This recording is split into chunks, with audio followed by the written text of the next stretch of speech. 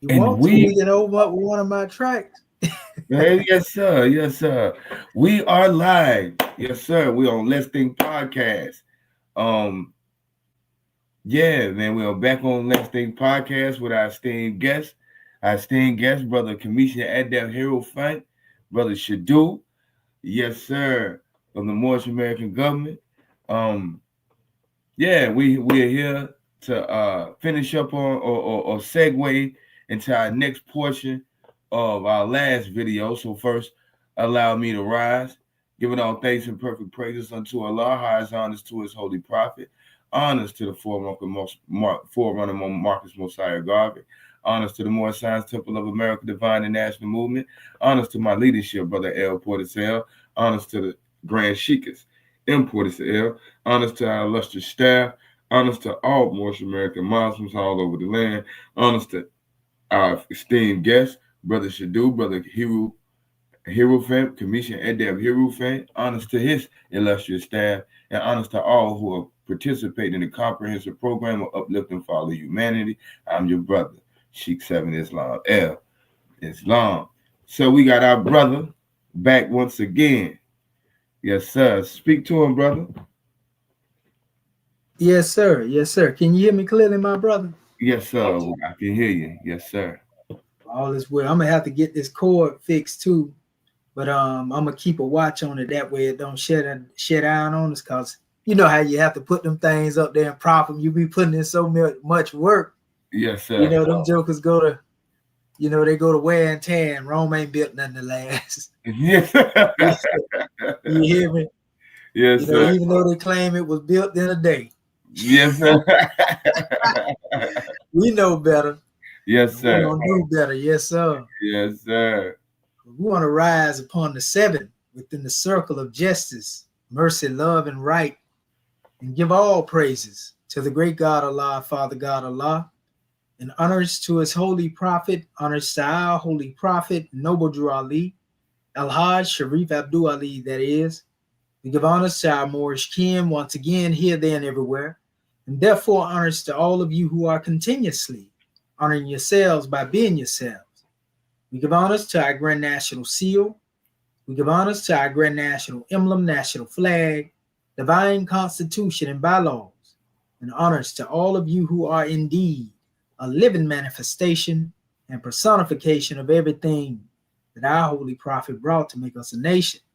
I want to give honors to our beloved brother, the host of this Let's Think podcast, Brother 7 Islam L, the one and only 7 Islam L. We give honors to you, grand man, for all it is that you do, Yes, sir. and all it is that you have done and all it is that you will continue to do.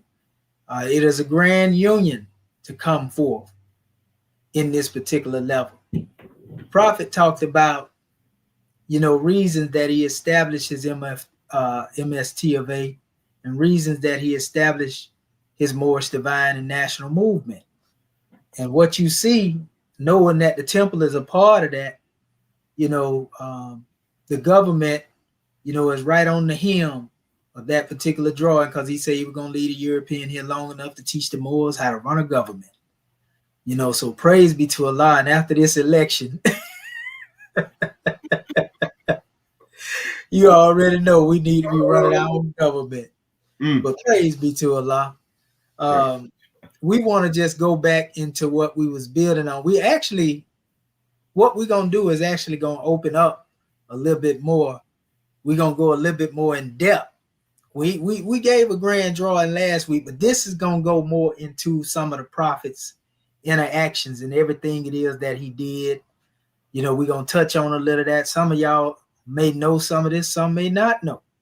But it's always good. History is best qualified to reward all research. Our brother Malcolm said that. Malcolm El Hajj Malik Shabazz.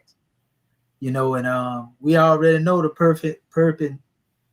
perfect aspect of dealing with the knowledge of what we are coming forth with is to restore that which was lost. Historical base that the Prophet talked about connecting us to is when we put the pen in our hand. And we know the hand is symbolic to the mind. Yes, sir. Due to its ability to shape, to mold, to obtain, retain, To hold, obtain, comprehend. Yes, sir. Yes, sir. That's why we over here hand clasping and grasping Yes, for sir. unity. Yes, sir. Islam. So Islam. yeah, let's get to it. Let's get to it, family. Yes, sir. We don't want to waste no time because you already know we finna go down through there and up through there, brother. Sam. You already know. Yes, sir. Everybody in the chat, if you can, please hit the like button. Please hit the like button for us to get us in the algorithm. Keep us in the face of the people. Help us get this message out. This valuable information. And also support the channel. Yes, sir. Support the channel. Here we go. Yeah, let me know when this is shared. There you go. Okay, we share. Yes, sir. Oh yeah, we got some. Oh, we going down through there. This is very important, family. Okay, is it showing full screen for you? Or is that it? It looks like that's full screen. Yes, sir. That's full screen. It looks like it is. I just want to make sure so when our people out there they can see this here. Yes, sir. You know, and this is for all of those who have questions about our prophet. Who is the founder of the Moorish Science Temple of America? Noble Drew Ali, right? Mm-hmm. So that's where we coming from, but we want to go into certain aspects. You remember we talked last week about the Hajj of the prophet. Yes, you sir. know, and some people doubting that he went. Like I say, they will tell you quick that our brother Prophet Muhammad went to Mount Hira, or Moses went to Mount Sinai, you know, or Yehoshua, you know, went to Mount Olive. Elijah went to Mount Olive. All of these things based upon hearsay, basically what we have heard. And we will teach these things and speak on these things as if we knew them and that they are factual because they have been told to us and they are in a holy book. Correct, Brother Seven? Correct. But when it come down to dealing with Prophet Noble Drew Ali, for some reason, people want to deny him his Hajj. You see? And I feel like that is a selfish act, so to speak, you know, because someone, and this is what it boiled down to. We got to realize that everybody didn't come through the same chain of narration. Right. Or the silsila, so to speak, as the Sufi brother would call it. Nothing wrong with that either. But that basically opens up the way to allow people to understand that everybody don't have the same information about certain aspects of history based upon the lack thereof that certain people didn't have. You see what I'm saying? Mm-hmm. But there are certain individuals, though they may be in opposition and they have been clashing here and there, they come up through the same chambers. Some of the brothers came up through the chambers with the chairman and they never switched their history up. Mm. In fact, there's a video out there, and I know you probably seen it, Brother Selma, of our love El speaking on the prophet going to Kemet. I have seen it. Yes, sir. And he said his name was El Hajj Sharif Abdul Ali. Basically, Sharif Abdul Ali. You know, and what people have to realize is if we believe what Prophet Noble Drew Ali brought us, just like everybody else believed what the prophets brought prior to him, then we have to go into every aspect of his words or leave it alone. You know, we can't accept one part of it and reject the other part. So if we have hadiths out there and we Moors do honor these things, you know, then if he say I was given a high name over there, and if you be good Moors, I hand it down to you. That statement is a very important statement, Brother Seven, because if he say he was given a high name over there, that means he had to be over there, correct? From the narration, that's what it would seem like, beloved. That's right. So if anybody is doubting that, especially being a Moorish American Muslim, if they want to overlook that and sweep it under the rug, you know, then that's the issue. Another mention. He said, you see this garb that I have on, it was given to me by the government, the prince, the garb of the prince. He was given to him by the government. Now, I don't know about nobody else, but I ain't seen that garb the prophet got on in no United States government. Have you, Brother Seven? No, I haven't. I ain't seen that God in no government outside of the places where he is said to be traveling, which would be Morocco, which would go into Saudi Arabia. We have to understand that, but that has to do with the name. We're going to get into that again. We're going to go into detail. I spoke on it and touched on it in our last session, but I'm going to go a little bit more into detail. But I have to lay this premise so that our people can understand this, and allow me to say this. Words. Go ahead, brother. Allow me to say this because, we have our brothers and sisters who may disagree. That's right, and that's okay. And that's all fine and well. We as brothers and sisters should be able to agree to disagree, or at least if you haven't been privy to such information to clarify your point of view.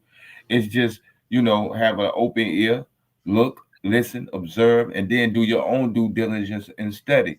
Follow the tracks that he leaves and draw your own conclusions. We're not here to force anybody to believe either or and. What we are doing is just sharing information. That's correct. And allowing ones to the opportunity to study and be provided with information that they can research themselves. That's correct. Islam. That's correct, good brother. That's right. We ain't here to force feed nobody anything. But we just going by simply what the prophet said himself.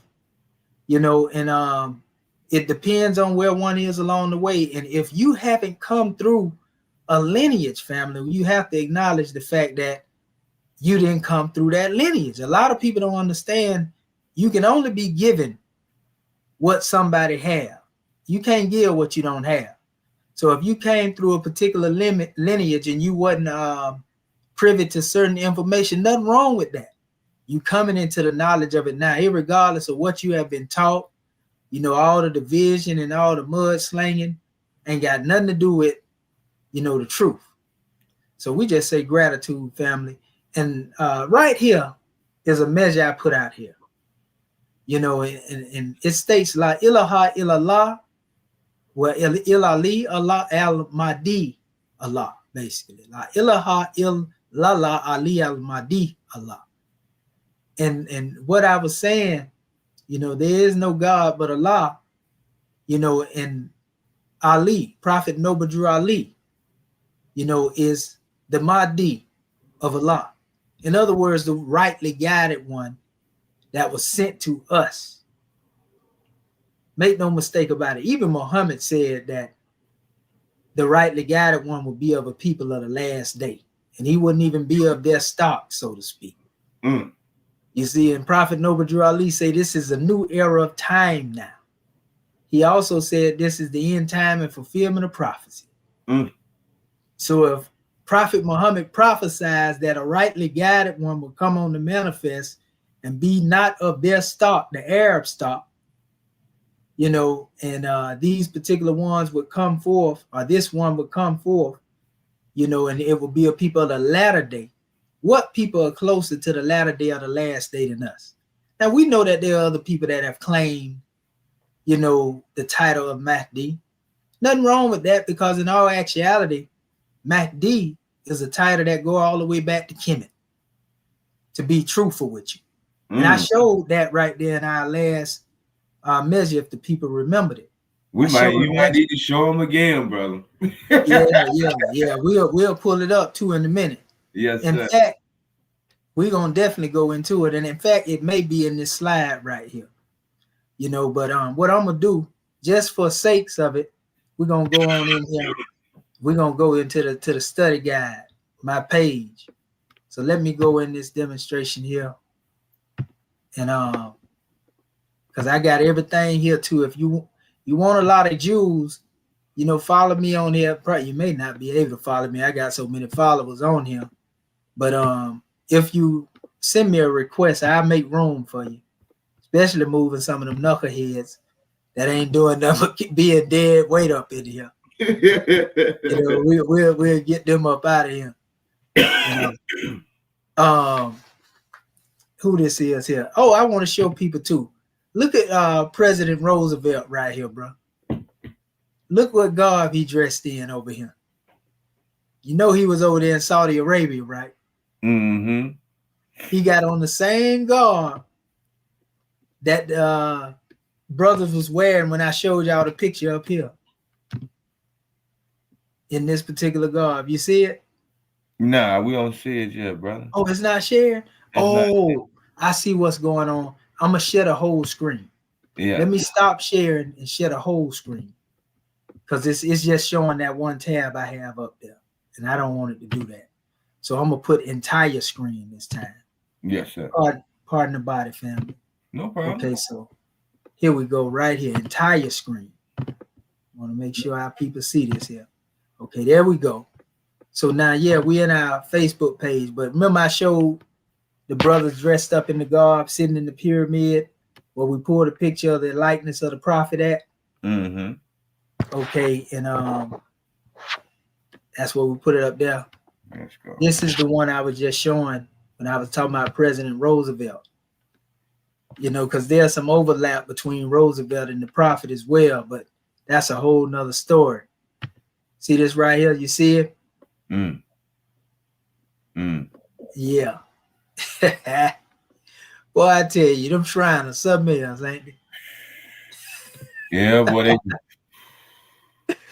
God, nobody know. God, nobody know. Nothing wrong with it, but you know them that's the Arabic order of noble of the mystic tribe. Yes, sir. But you know, we know about the Egyptian Arabic version of it too. Yes, sir. We definitely do. So here it is, right?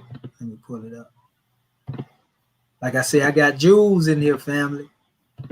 Let's see here. Where is it? Almost there. Where you at, buddy? Because I actually got a couple of the. There you go. I just went past it. Goodness gracious. Right here. Mm-hmm. You know, this is the excerpt. See, you know, we cold with the etymology already. See that right there, brother? In Egyptian. Yes, what Mahdi means? It means to direct or supervise, right? Now look at the word, and this is coming from the Hadith al-Bukhari. See what has been said about the names of Allah's messenger. Narrated Jabir bin Mutim. Allah's messenger said, I have 5 names. I am Muhammad and Ahmad, which we know is the replacement word for the comforter. In the Gospel of Barnabas, you know, Yehoshua said that Muhammad was coming behind him, made it plain. He said, I am al-Mahdi. He didn't say Mahdi, he said Mahdi, which is basically the purest form of the word, because this is actually the Kemetic version. Look at this, brother. We can't make this up. This is Islamic literature, sound information. This ain't an unsound hadith. This is sound hadith from al-Bukhari.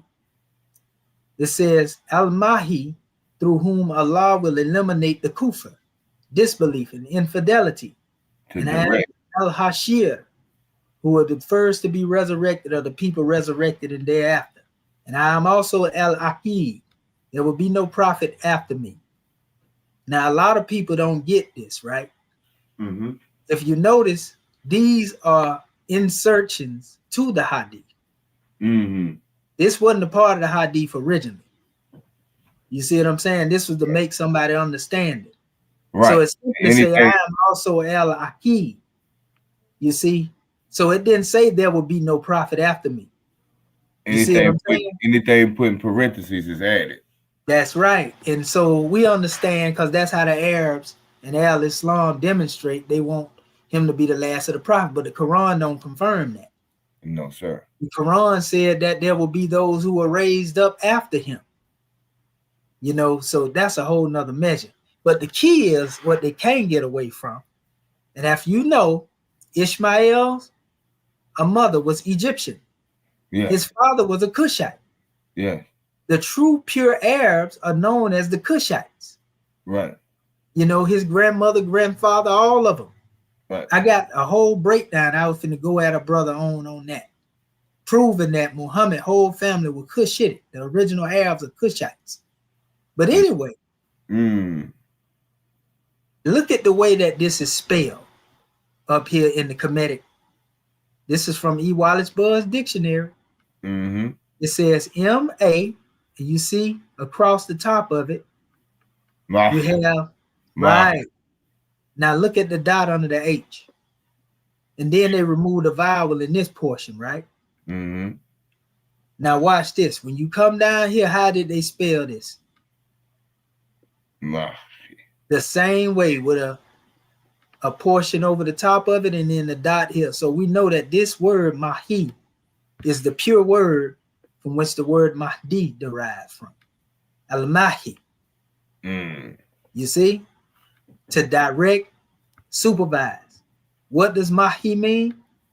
Rightly guided one. Now let me tell you something about these words Kemetically that you will always notice.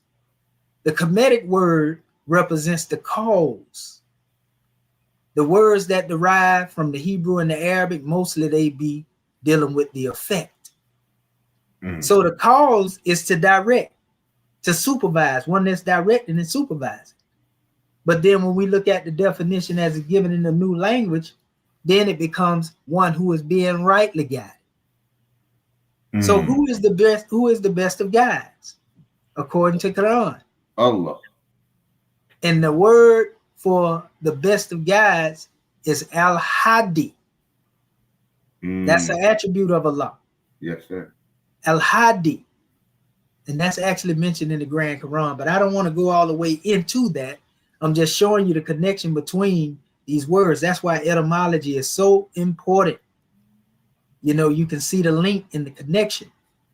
So anyway, now that we showed you the Kemetic roots of this word, Al-Mahdi, you know, which is also synonymous with Mahdi, you know, I can say all of these men were rightly guided men, you know, that have did something along the way of guiding our people into some area. You see, we got them all up here. From Farad to Elijah, you know, our holy prophet most definitely being the first among them, you know, and all of the brothers that you see here have all, you know, guided our people in some way where they were inspired. Now, it get deeper. Let's move along in this thing because we got a little ground to cover here. Yes, sir. So I said the Mahdi is the protector of the knowledge and the heir to the knowledge of all the prophets and is aware of all things. This is actually a hadith. Prophet Muhammad ibn Abdullah. I'm quoting him. The Mahdi is the protector of knowledge, the heir to the knowledge of all the prophets and is aware of all things. Then he said, I am the city of knowledge and Ali is its gate. Now we know about Ali Abu Talib, but Ali, the title was given to Prophet Noble Ali when he made his Hajj. His whole name is predicated upon the journey that he took. And we're going to show you that in a minute. You see, let's make no mistake about it. I'm going to go back here and open this up because it's something I didn't show you down here. And I mentioned it, but I didn't show you. Remember I said Al-Hadi, the attribute of Allah himself says, indeed is Allah the guide of those who have believed to the straight path. Now, don't we say in our teachings when Allah speaks to man, he speaks through man? Yes. So is his speech not guidance? Yes. It's not the purpose of Allah to speak to man, to guide man? Yes. And it goes on. I got another quote from Quran where the word Al-Hadi was used. It says, and thus have we made for every prophet an enemy from among the criminals, but sufficient is your Lord as a guide. Again, Al-Hadi, that's what you're going to see in the Arabic, and a helper. You know what? Better yet, you know, because we got to make people believers. Because if you don't put it all the way out there, they're going to wonder and say, you made it up. Yeah. So we're going to show you what the Grand Quran say. You know, so y'all can't say, yeah, bro, that sound It sound good. We're gonna take you to the book, brothers. Okay, so now look at this now. Before we put this stuff out here, we vet it well. We don't just put this stuff out. See, Surah 22, Ayat 54. So now let's go over here to Quran.com. Let's see. Let me see. I might be able to pull it up from here. If not, you know what? I'm gonna go ahead and do it here.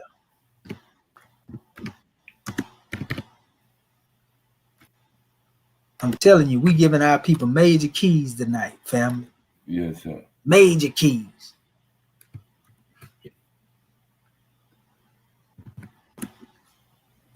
So there it go right there. Y'all see it?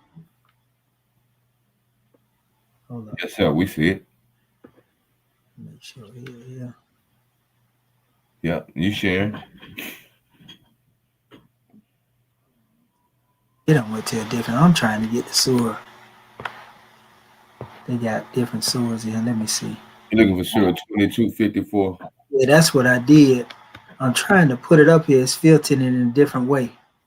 I'm gonna do it this way right here, because it's a way that I can actually go into it and go into all of them. And I think it's down here. Yeah, here you go. This is where I want to be right here. And notice the name of this is the pilgrimage, the Hajj. Surah 22, Al-Hajj, which is a part of the title of the prophet's name. Al-Hajj Sharif Abdul Ali.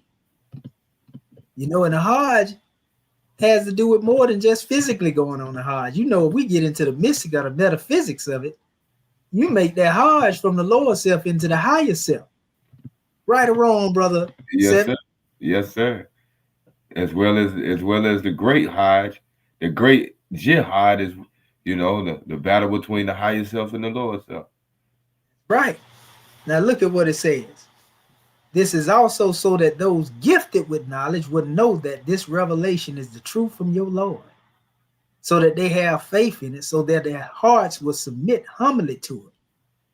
And Allah surely guides the believers to the straight path. Now, you know what the word Hadi is in here, brother? You know what? I'm going to do this before I do that. I'm going to share the sound too, brother. Let me stop, because I'm going to share the sound so they can hear this. Hold up. There you go. It's shared now. Entire screen. We want the people to hear this now. Like I say, y'all, we don't want nobody to think we're making this stuff up. Give me a second here. Can you hear me, brother? Yes, sir. I can hear you well. Like I got a little freezing going on here. Let me see this here. I'm gonna open up this here because normally do this right here. I think it just unfroze it. Let's see. Come on.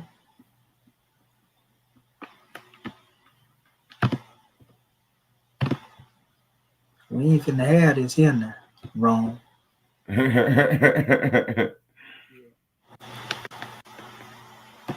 Look like I got to I'm gonna try to do it again. Let it sit there for a second. I'm opening up this other page up here. Okay, look like it's unfreezing it. All right, come on. Come on. Okay, I can see that's good there. I'm gonna go back. Okay. Okay, there we go. All right, there we go, right there. You got to share it again, Seth? Yes, sir. Okay, so now let me pull this back over here to him. So what I'm trying to show you is that this word here is Hadi right here. Yeah, I see it. It says, wa ina hadi lahubdi, lahadi, pardon self. Right? Aladina. Watch this. Al-Hadi. Hold up. Where's my volume at? It ain't let me hit it. You mean to tell me it ain't? Normally it lets you. Let's see. You know, up there, I was trying to normally let you get the words. It's not letting them say it right now. But that's all right though. But this is the word Hadi here. See, this is A-H. This is A. I'm going to blow this up right here for the people that don't know it. This is A right here. This is the letter H. This is A. This is D. This is Al-Hadi. Allah Al-Hadi. You know, the guide. So that is connected to the word Mahdi. You know, so it's the same thing over here. You know, when we go to Surah 25, Ayat 31, you know, the word Hadi is used here. Let's go to Surah 25, Ayat 31 real quick. Like I say, I want to make sure that our people can follow us and see what it is that we bringing forth. We want to bring it forth with power, clarity, and authority. So when you go back and you do your own research, you get a grand draw. So we're giving you major keys over here. Right? So when it talks about Allah here, again, it actually says Hadiyan. Right? Hadiyan. That's H-A-H-A-D-I-Y. And that's A-N. Hadiyan. Hadiyan. Right? Right there. Guide and helper. That's right. You know, Allah, your Lord, Al-Rab. You see, Rabika. That's what's right there. Rabika. Bir Rabika, actually. So let's go here and we'll let you hear it and I'll stop it. Hadiyun. Yeah. You heard it, right? Yes, sir. So that's the same connection to the word Hadi. That's coming from the attribute of Allah, Al-Hadi, which means the guide. You know, so that good thing. Once you learn the attributes they use so much in the Grand Quran, that you can actually recognize them. Them words allow you to be able to recognize certain measures. So let me get back over here. So we have now Allah as being the guide. Regardless of all the men that you've seen that come to us, Allah was the guide. You see what I'm saying? Alhamdulillah. Allah was the guide. Praise. All praise be to Allah. Praise. So go ahead, Brother Seven. I said, praise be to Allah. Yes, sir. Yes, sir. So now let's go on. Let's move to the next phase in this information. You see my screen over here, right? Yes, sir, I do see it.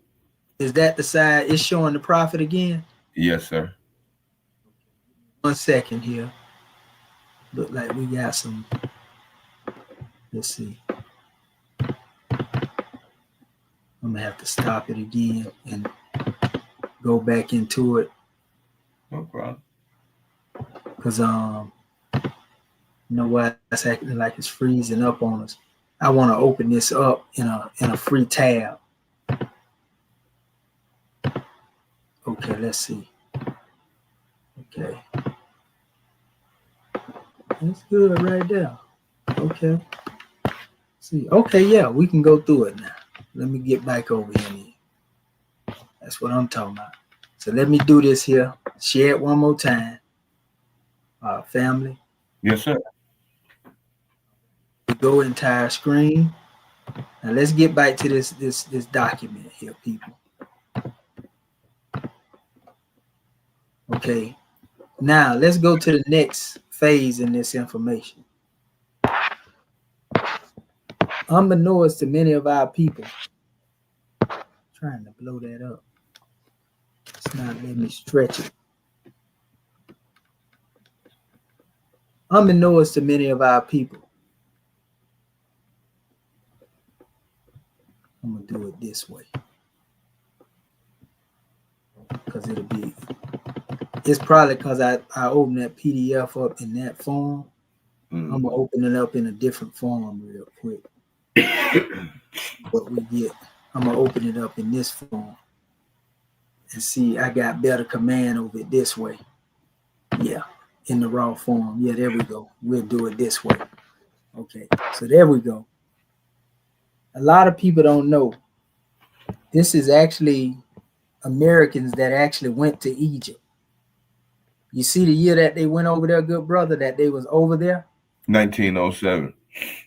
Now, these are American students in Egypt that went to Turkey and Egypt. Now, in this particular video, picture that's coming from over there in that area.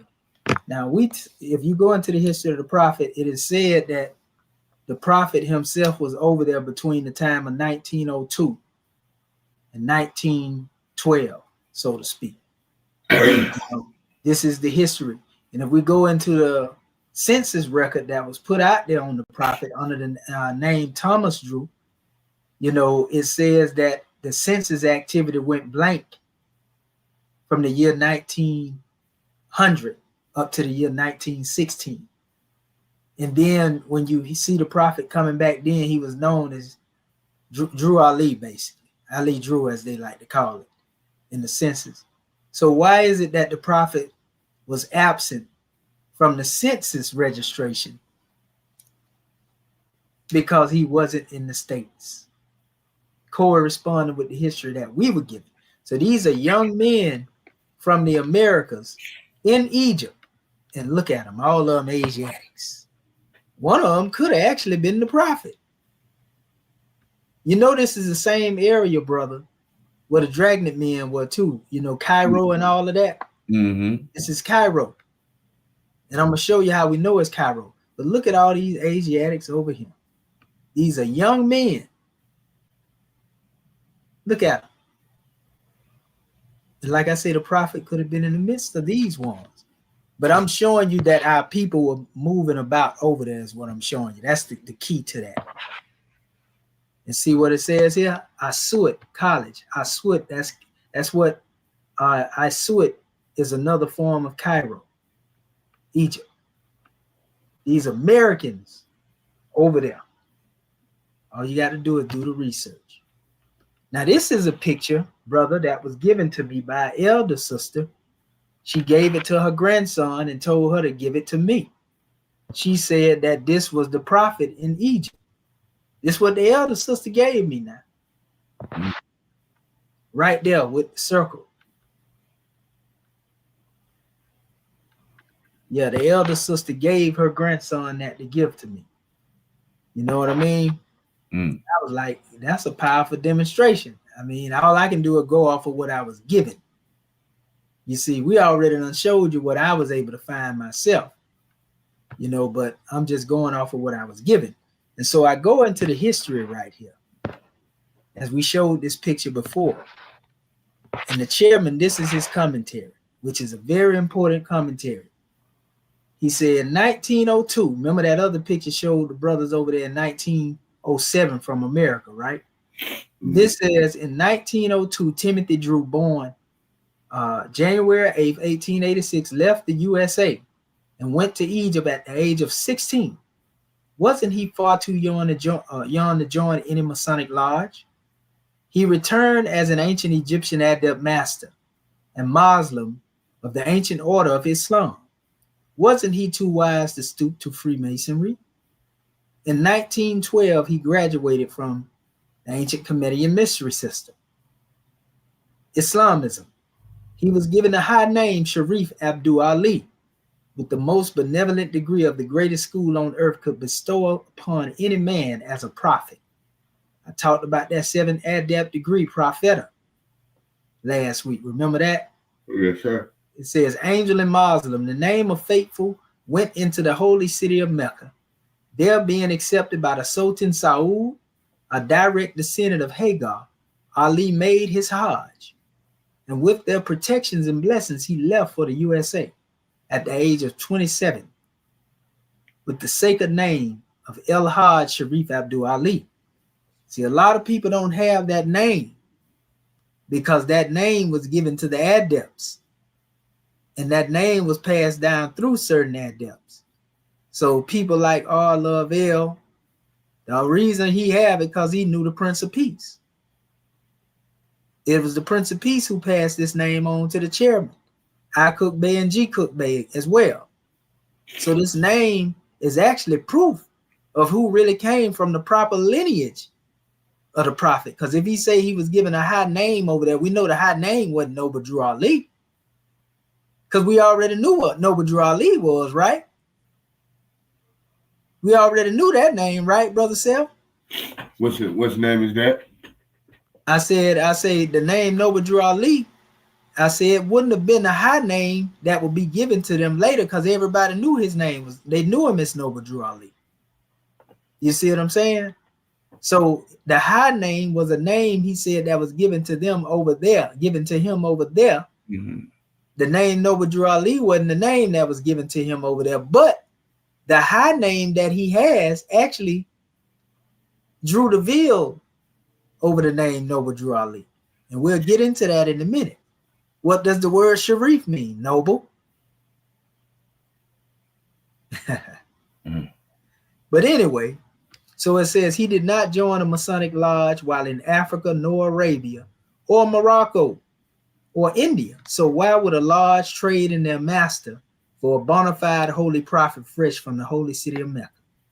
Following his meeting with presidential candidate Governor Woodrow Wilson, see, and that's why I pointed that out earlier about old Woodrow. He knew who the prophet was. It says the holy prophet found the first temple in 1913 on the second floor above Dixon's barbershop in Newark, New Jersey. As a 27-year young Muslim and a tested prophet of Allah, pray tell what in this world could a bunch of denationalized NBC Lodge brothers suffering from mental slavery possibly have to offer the wisdom of Noble Drew Ali? I mean, this is the question asked by my chairman. So that's the prophet at the age of 27. You know, like I say, in rare form. You know, in true adept garb, we showed you all the adepts wore this. Hamid Bey and also Haji Ali. Remember we showed that last week, right, Brother Self? Yes, sir. Okay, so now let's go further. His garb says everything. Like I said, a lot of people running around talking about, oh, this is the Shriner's garb. We're going to take it back more ancient. Just like we did with the symbol, scimitar and star, we took it back to Kemet.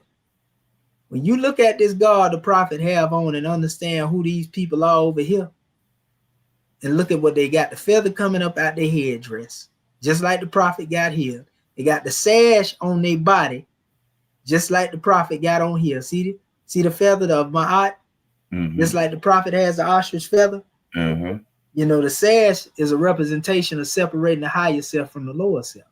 The two that held and the five that fell. See, I told y'all, I'm going to give it to y'all. They be playing. You know what I mean? Who the two that held? The crown chakra and the ajna chakra, which the prophet has the sundial right here on. You know, very powerful demonstration. Intuition and telepathy, family. You know, cherubim and seraphim, family. Spirit of Almighty God Allah, family, right there above your neck. That's what a throne is, the throne room. They ain't hear me. They think I'm just talking. They think I'm just talking. But anyway, right here, brother, we see the same thing, almost live in 3D, same type of garb. These are Meru Kushites. So these are Nubians, family. So no, this didn't come from the Shriner that the prophet have on. This is actually the modern version of the Indus Kushite Valley civilization. You know, from the people of India, because they are the ones that sell this garb today. We know because we buy it from them, right, Brother Seven? Yes, sir. I bought a couple. That's right. You know, and there are many websites. Indian Sari, which one? Al Bazaar. It's a couple of websites. In fact, I got to buy me some new garbs. But so the Indus Kushite Valley civilization took their culture from the Meru Kushite. The Meru Kushites were among the Sudan. In fact, you know, my DNA is connected to that. Praise be to Allah. But you can't take this from the prophet. You know, this is long before Shrineism was created. This garb did not come from no Shriner. So stop saying that. Nothing against the Shriners. The Shriners got it from us. Right and exact. That's what you got to understand. You know, so there's another proof of the prophet's Kemetic and Kushite connection. You know, right there. We showing you in what he taught last week. You know, in the symbols he brought. Now we showing you in the garb. How you going to test that. How they gonna go against that, brother Sel? Oh, You know, the connection to the gods, man, is like it's striking resemblance. I'm telling you. that's what I'm trying to tell you. We cannot make this stuff up. The prophet just remind you of what they was doing. But our ancestors been doing that. So look, it says the high name of the prophet, Noble Drew Ali, El Hajj Sharif Abdul Ali.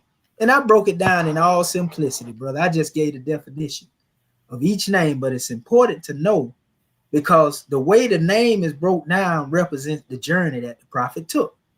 What does El Hajj means? Traveler. Haji. Remember, Haji Ali took the name Haji.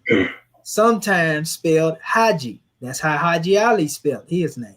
El Hajj, El Hajj, El Hajj, El Hajj is an honorific title which is originally given to a Muslim who has successfully completed the Hajj to Mecca. You know true Mecca is above your neck, right? Right, exactly. This attribute was received in Mecca. You see? So when the prophet went there, this is the first attribute that he received. But also connected with that name, he received two other drawings, Sharif and Abdul. This all came from Ibn Saud. Sharif equals noble. This is also where your sheriff concept comes from. You see, Sharif, sheriff. But anyway, also transliterated Sharif or Sheriff, a sheriff, Sharif, al-Sharif, al-Sharif, in Arabic, Sarif, or Sharif, or Darija. Charofa, boy, I tell you, that sound shifting is something else. Is it not? Yeah, because it'll make you think something totally different. If you didn't know that was there, you wouldn't know that was associated with. You can see right here the Sharofa, Sharofa. You can see the connection, but it says is a traditional Arabic title. The origin of the word is an adjective meaning noble, highborn. This attribute was received in Saudi Arabia. So they recognized the prophet as highborn, not only as one who took his Hajj or made Hajj, but highborn. He was given a high name over there. Okay, Abdul, servant of humanity. Didn't the prophet call himself a servant of humanity? Yes. In fact, we got a whole piece on that. Yeah. And not only did he say that, he said that the highest service to worship to Allah is selfless service to humanity. Oh man, and a lot of people looking at that name Abdul as something negative, like you a slave.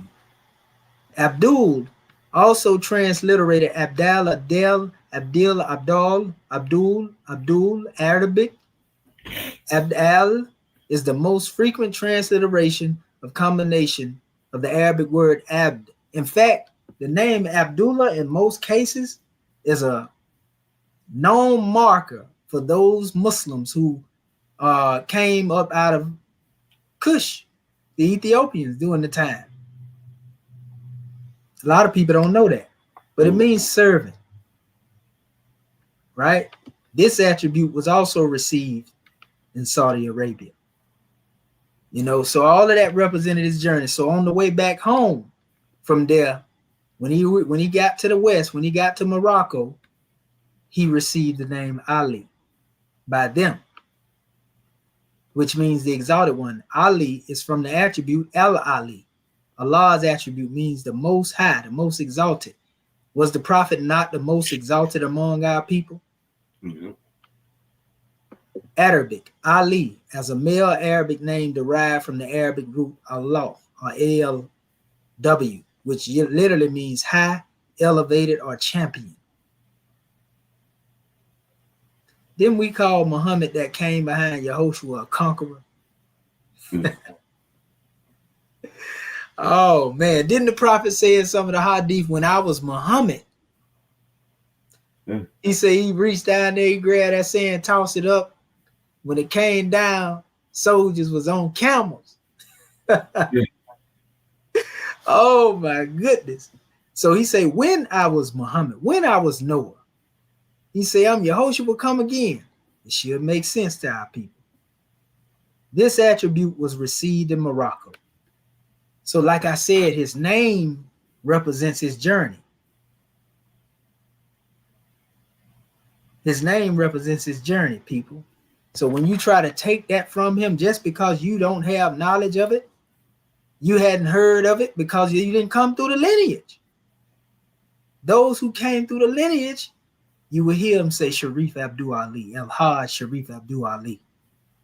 But that's a whole nother message. You know, even in the lodge, brother said, miss certain words by which you're able to recognize an individual.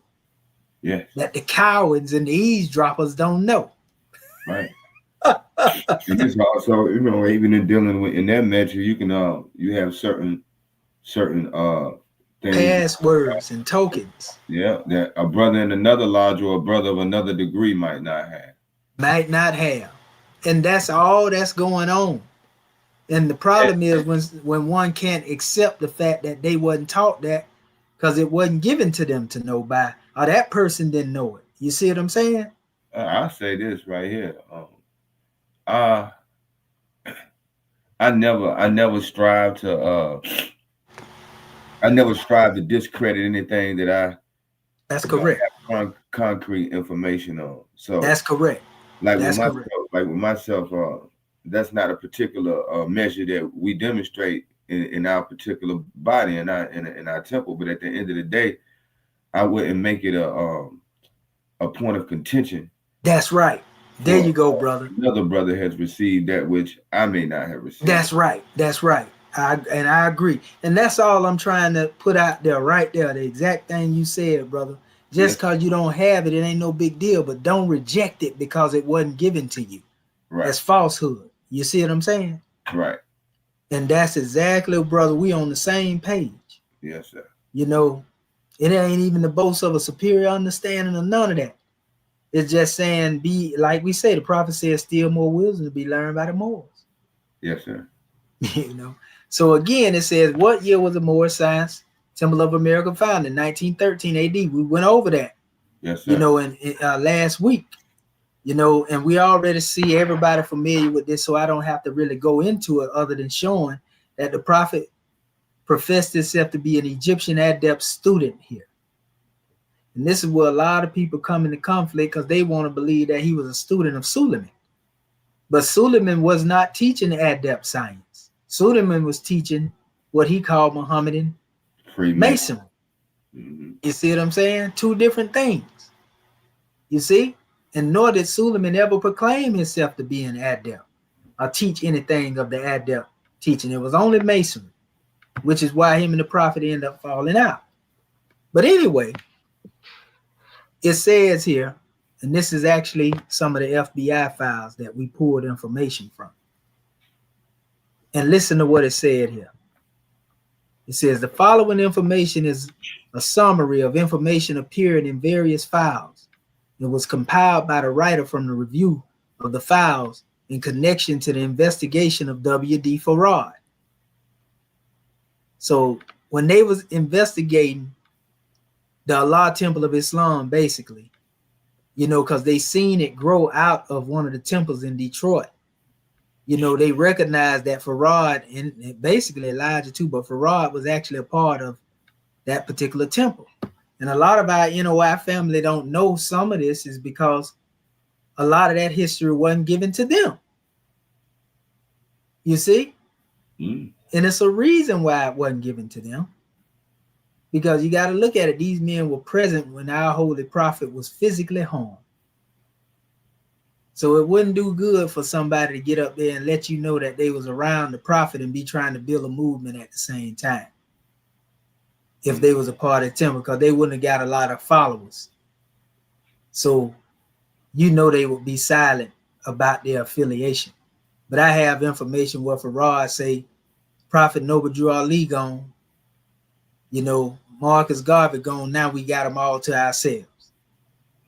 I got some NOI literature that say that. That's a whole nother message. It says the information contained in this memo is in relative to the founding, it says, of the organization known as the Nation of Islam. The Moorish Science Temple of America will be referred to hereafter as the MST of A. At Newark, New Jersey in 1913, an individual calling himself Noble Drew Ali, or Prophet Noble Drew Ali, founded an organization known as the MST of A. The person calling himself Noble Drew Ali was a Negro, Timothy Drew, who was born January 8, 1886 in North Carolina. Little is known of Noble Drew Ali's history. He was reported to have been employed as an expressman in Newark in 1913 and was supposed to have been in Cuba at one time. We got documents of that right there. Matter of fact, I was one of the ones that put it out there, and when people seen it, they were like, man, how did you get that? And I actually got this off census. Like American, you know, the census thing where you can go look up your family members. Yes, sir. I found that in there, and when I put it on there, Moors went crazy, showing him in Kirkman Bay in Cuba. Because up to that point, people had heard it as just saying it was hearsay, just like they try to say about his Hajj. And then this information turned up, and I put it out there, brother. The actual board, when they went to the Pan American Conference, you know, that's what they was going, basically. That's why they went to Havana, Cuba. So we found out that was a fact, and they were trying to say that that didn't happen. And I personally feel that when it's time, other information will be revealed to prove our prophet's Hajj as well. You know how the information trickle out here and there, brother. Yes, it does, brother. Yes, it does. If we get just like in the universe, there's objects constantly being pushed from out of our view into our view. Into our view. That's right. And it says there's a little indication that Noble Drew Ali was successful in obtaining a large following at Newark. And that's why he left there, because he said the people in the Midwest was closed to Islam, or that any large MST of A membership was formed on a national basis. In 1925, Noble Drew Ali appeared at Chicago in Illinois, preached in empty lots and street corners on Chicago's South Side. Drew Ali is described as being a semi-literate person, although he possessed an eloquent tongue. It says a persuasive manner and native shrewdness, which enabled him to sway poor people who listened to him. In other words, they saying he had the gift of gab. Noble Drew Ali was always appeared wearing a flaming red fez, similar to those worn by the Turks. It didn't say black fez. A flaming red fez is what they say. Mm-hmm. Yes, sir. So anyway, you know, these are some of the documents that everybody are familiar with. That's showing the same address, 181 in Warren, that was given when he said he was student adept, but he used the term Thomas Drew here. Nothing wrong with that, because we know the prophet was adopted. And so that actually would suffice for why he was called two different names. You see what I'm saying? Yes, sir.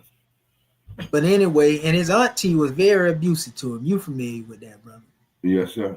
Very much. They actually showed, you know, some of his places where he worked at. He was a porter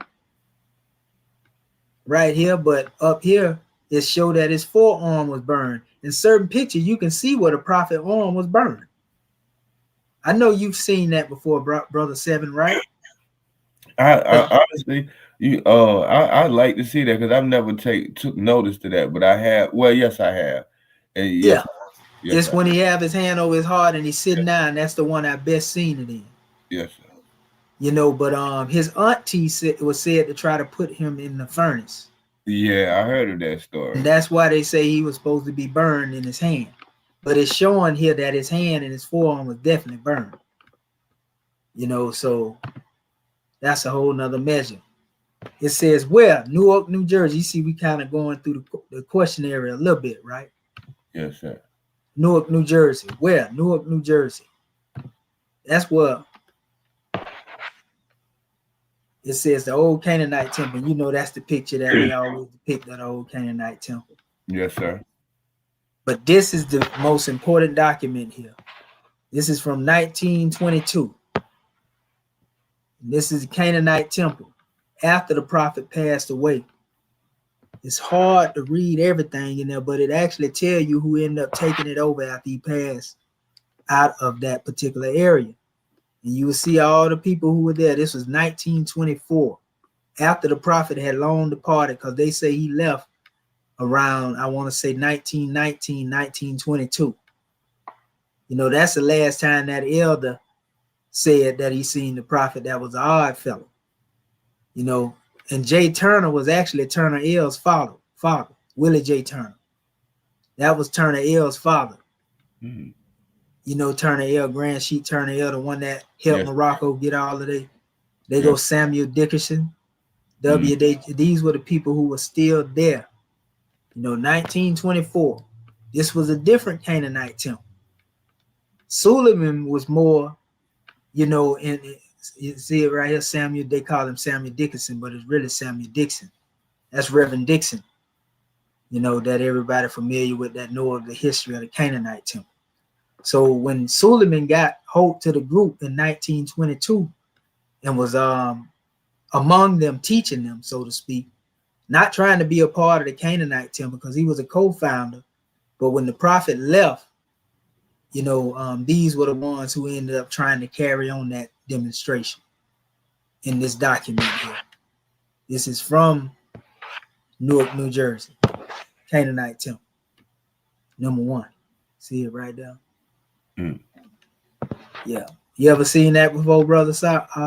No, sir. You know, you got to send me that. Yeah, yes, sir. Yeah, it's out there. That's how hard we've been digging. And that's the MST of A family. A lot of them was digging. One thing about the Moors that they can't take from us, bro. Boy, we some record-keeping people. I swear we are. Boy, when I tell you the history of Prophet Noble Drew Ali, like we got almost every picture, it's crazy, brother. We got most people don't have a lot of information like this on the leaders. Marcus Garvey came in a time where the cameras were prevalent, but he don't even have this much information on his body. Man, I think it's still more information, more I think it's audio and visual of the prophet out there. It is, brother. But they done hid it in vaults. I'm telling you, I know it is for a fact. And it's gonna surface one day. Yes, sir. Yes, sir. It's gonna surface one day. Yes, Mashallah, we'll be able to see it. Yes, sir. Now, there was a brother by the name of P. Nathaniel Johnson, because there were groups that split off in the year 1919. You know, there were your Hebrew groups, you know, and a couple other groups. But in 1919, a lot of these people that had been a part and partial of the Canaanite temple were inspired and went on to create their own movements. You know, we have a lot of history of different people who went on to build. Yes, sir. But Brother P. Nathaniel Johnson was one of them brothers. And he kept a lot of the teachings of the prophet intact. You know, and he was given the drawing, just like I was talking about earlier on the concept of the last prophet and seal of prophets. And this has always been my position, that a prophet seal simply means approve of God. That word katim and nabiyin, the word katim, authenticity. Yeah, but you know it's Kemetic, just like the word Mahdi. The word katim existed in Kemet before it existed in Arabic. And you know what it means? Seal of the God. You see all these Kemetic words that end up in there. It shouldn't surprise you, because remember, Ishmael's mother was Egyptian. It definitely doesn't surprise me. So naturally, the Egyptian tongue would come down through the Arabic. Yes, sir. You know, the Cushite. Yes, you know, the Sabians. Yes, sir. So it says it simply means approved of God and verified by him. That means if you don't believe he's a prophet, God is the one that has stamped him with authenticity. Yes, sir. You know, that's all that means when he say he's sealed of prophet. Don't mean he the last. That's just like when Sufis say he is the seal of the saints. That's an honorary title. But it don't mean ain't no more saints coming after. Right. You see? Right. It says the Most High, and this is Paul Nathaniel Johnson coming from the Fahimi Gospel, a student of the prophet.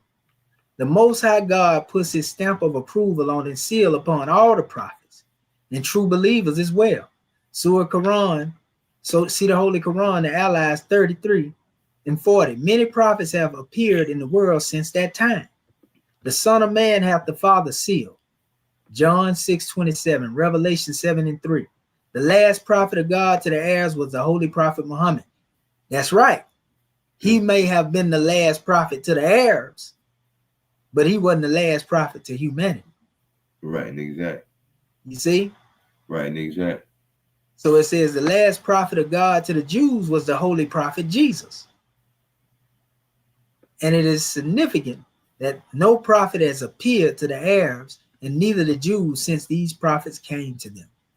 But this does not apply to the so-called backward and heathen and savage people who have had no last prophet. So rest and assure, God has not forsaken them nor left them to the mercies of men. If there will be no more prophets, there will be no more progress. We consider Drew Ali as a prophet, and Ahmad of India, and the Bab of the Bahis as the prophet of God, and many others. This is Paul Nathaniel Johnson, who established the Fahimi Temple. In his book, known as the Fahimi Gospel, what did he say? We consider Drew Ali as a prophet. So even after the prophet left and he went to build his own thing, he still acknowledged Prophet Noble Drew Ali as a prophet in his works. That's a major key right there, brother. Coming from one that was a part of the Canaanite temple, who went off to do his own thing. They still recognize Drew Ali. Still recognize the prophet as a prophet. You see, and this is the picture that I put out here, because there was another picture of Suleman, the one where you couldn't really see that well, but I was the first one to put this out. This is the one that Lean Bay had a clip and put in his still in his website today. And he quoted, he said, see Shedu Minti El Muhajjid. He let you know where he got it from. I seen him today. He was clipping the stuff out of my Facebook. I watched him go down the line, taking all the photos. And when he went and built this website up, he put them in there. And that's how these other people got hope to certain information. You see? But they don't know I'm the source of first putting this picture out here. This one right here. See what it says, Dr. Abdul Hamid Suleman, who questions the legitimacy of the Western Shriners. That's all he was doing. He wasn't trying to teach no Islamism. He went back and forth with Caesar R. Blake. See what it says? And I said, these posts are not to cover up Dr. Suleman's affiliation with the Moors, yet it is to bring clarity to his role as co-founder. It is obvious that Dr. Suleman had his own agenda as well. We must not forget that our holy prophet departed from the old Canaanite temple due to constant opposition and confusion, because many wanted to take the movement into another direction. It was this conflict which caused the prophet to convey his warnings in caveat emptor. It was this reason why he stated, don't let any of those foreign Muslims get on your rostrum. It was this reason he stated this is no social organization. It was this reason he stated he took the cover off of all secret organizations. Last but not least, it was for this reason he stated Asiatic preachers and Masons will be the last to come home. He said they will fight him tooth and claw, but they cannot win. He was a revealer and not a concealer of the light. He was a true Egyptian adept master. You know, so I said also right here, I said Dr. Hamid Suleman Muhammad in his goal admonished Western Freemasonry from both the European as well as the NBC perspectives. He said they was both bogus. So he was rejected by the Europeans and he was rejected by the Negro Masons. So he attempted as a 96 right high priest to convert European and NBC Masons into what he proclaimed as true Masonic Enshriner rites. Despite his intentions, this is where his goals came into conflict with the prophet and caused much confusion among the Moors in 1913, Newark, New Jersey, where the prophet Noble Drew Ali was enforcing Act 6 of the Divine Constitution and Bylaws of Moorish America, teaching his people their nationality and divine creed. His intention was not to teach Masonry. It was to teach our people their nationality and divine creed. The divine and national movement, be it the Canaanite, Moabite, or Moorish Science Temple, were not fraternal.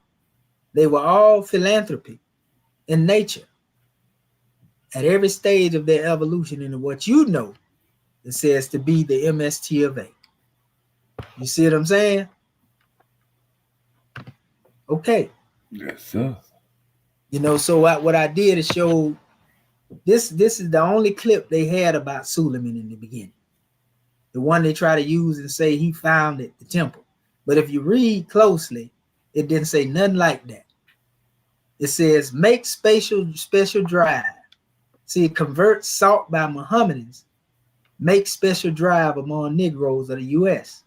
Dr. Abdul Hamid Suleman, a native of Arabia, 143 in W West and 130th Street, Manhattan, the high priest of Mecca for a number of years, has inaugurated a movement for spreading Mohammedan among the Negroes of the United States, Mohammedism. And that movement was Mohammedan Masonry, not the Canaanite temple. But it says here a number of Muslim groups have been started, particularly one in Newark, New Jersey, under the name of Canaanite Temple. It didn't say nothing about Suleman being the founder of the temple. You see? Mm-hmm. They say there were many groups that were started. One of them was the Canaanite Temple, and he was, you know, part and partial. If he was a co-founder, as we always were taught in our history, then this makes sense of his overlap with the prophet. It says, under their leadership, the temple, it is reported to has attract a large membership. So a lot of people fell into the Canaanite measure. It says groups of Negro Muslims have combined with the Turkish and Syrian groups throughout the United States. See, a lot of that deal with the Riffian army and a lot of them Turkish Arabs that was over here at the time. See, that's what made Lomax Bey later think he can go over there and become a Turk. But anyway, it says Dr. Suleman had gathered together these groups with Turkish and Syrian groups in this country, and they have decided to erect a mosque. The drink. Yes, sir. Yes, sir. Yes, sir. And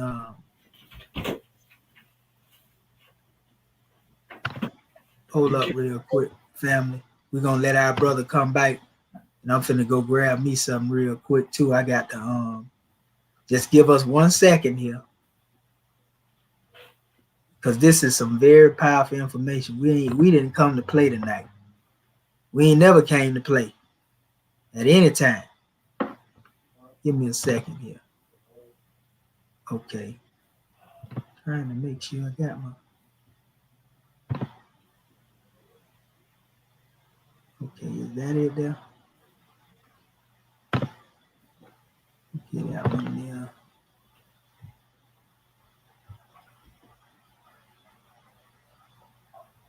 Okay, I think that's us there.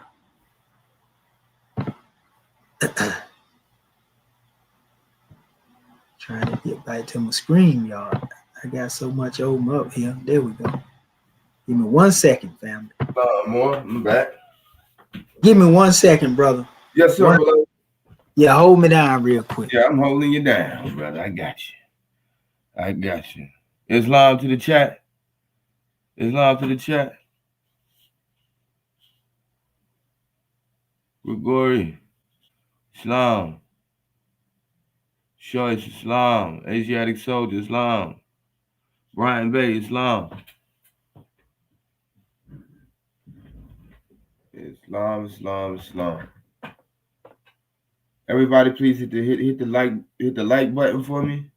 Share to your social medias if you can. Please share to your social medias. I appreciate each and every one of y'all.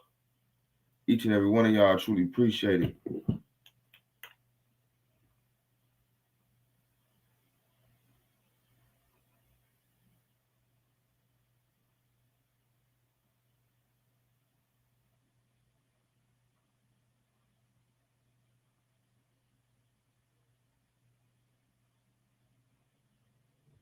Yeah, I'm gonna have to get me a mod squad too. Definitely gonna have to get me a mod squad here soon. All is well, brother. Yeah. Now, so you see all this stuff we putting out here, dispelling these myths. You know, and it's a lot of information a lot of people don't know, brother. Yes, sir. But we trying to make it known to them, and we give honors to you for this opportunity to expose this, because they need to know this, and that way they know the truth and stop, you know, going on with the narrative. Because I got stuff I didn't put out here when I started seeing, you know, certain people get with the European and put things together. You know, I stopped putting certain information out there, but I got stuff in my archive that I ain't even put out there. I'm gonna wait till I finish my books. Yes, sir. So let me go back into this. Okay. So, well, I know I had to go into this actually because the other one wasn't working right. So yeah, let's go on. Let's keep it moving. So, you know, I had another one here. This is one of the ones that I had that I didn't put out there to the public. You know, and this is, I ain't gonna read all of it, but it's a portion in there that's very important. This is from July the 22nd, 1923. Now remember, the prophet done already left Newark, New Jersey, but he was still dealing with them brothers that was still in the Canaanite temple after he left. So they actually incorporated under them. You see what I'm saying? Mm-hmm. The prophet had moved on. It said, they that sit in darkness. Speaking of carrying war into Africa, the Mohammedans have decided to carry religion into America.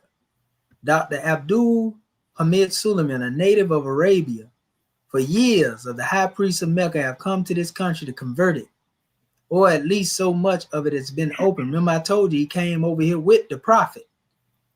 Remember I said that last week? Mm-hmm. They arrived in the United States. That's where he met him at.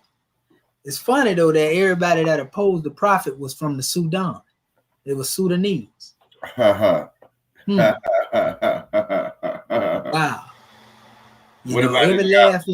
What about this fiscal guy? Yes, sir. That's who I'm talking about. Malachi York teacher. The reason why Malachi spoke out, because you got to remember, he was. I did a video on this too. He was affiliated with Sadi Majid. Yeah, they was part of the same clique. And remember, Sadi Majid also influenced Malcolm X to lead the NOI. A lot of people don't know that. The same person that went against the prophet. And he did it through Sheikh Ibn Fasad. That's who was converting Malcolm. The Honorable Elijah Muhammad used to send his brothers and ministers to study up under Dr. Lomax Bey. Oh man. No. That's perhaps Professor Elzadine. Why? Whoa. Oh, wait till I show you these letters of Elijah Muhammad writing them when they was in Egypt. Oh man. Yes, sir. Okay. Temple number 4. Okay. All right. We got receipts. Man. Now this we ain't playing. We removing all doubts of the connection that people been saying that wasn't there. We're gonna show you Elijah himself telling you that he went to the meetings. Okay. So it says a number of Muslim groups have been started. The largest in Newark, New Jersey, which is under the name Canaanite Temple, is said to have a large following, growing membership. Dr. Suleman has inaugurated a movement for spread Mohammedanism. This is the same thing that they clicked in. Now watch what it says. Spread Mohammedism among American Negroes. It says the black groups fraternize with white groups. And these latter, and that's talking about that Masonry, consisting mostly as Turkish and Syrians, and all these groups combining to erect a large mosque in Newark City. They were really talking about the Mecca, the Medina Shriners Temple that Suleman came up with. This was his main opponent here, Caesar R. Blake of the Shriners. Anybody in Masonic history know who Caesar R. Blake is. In fact, I got a video.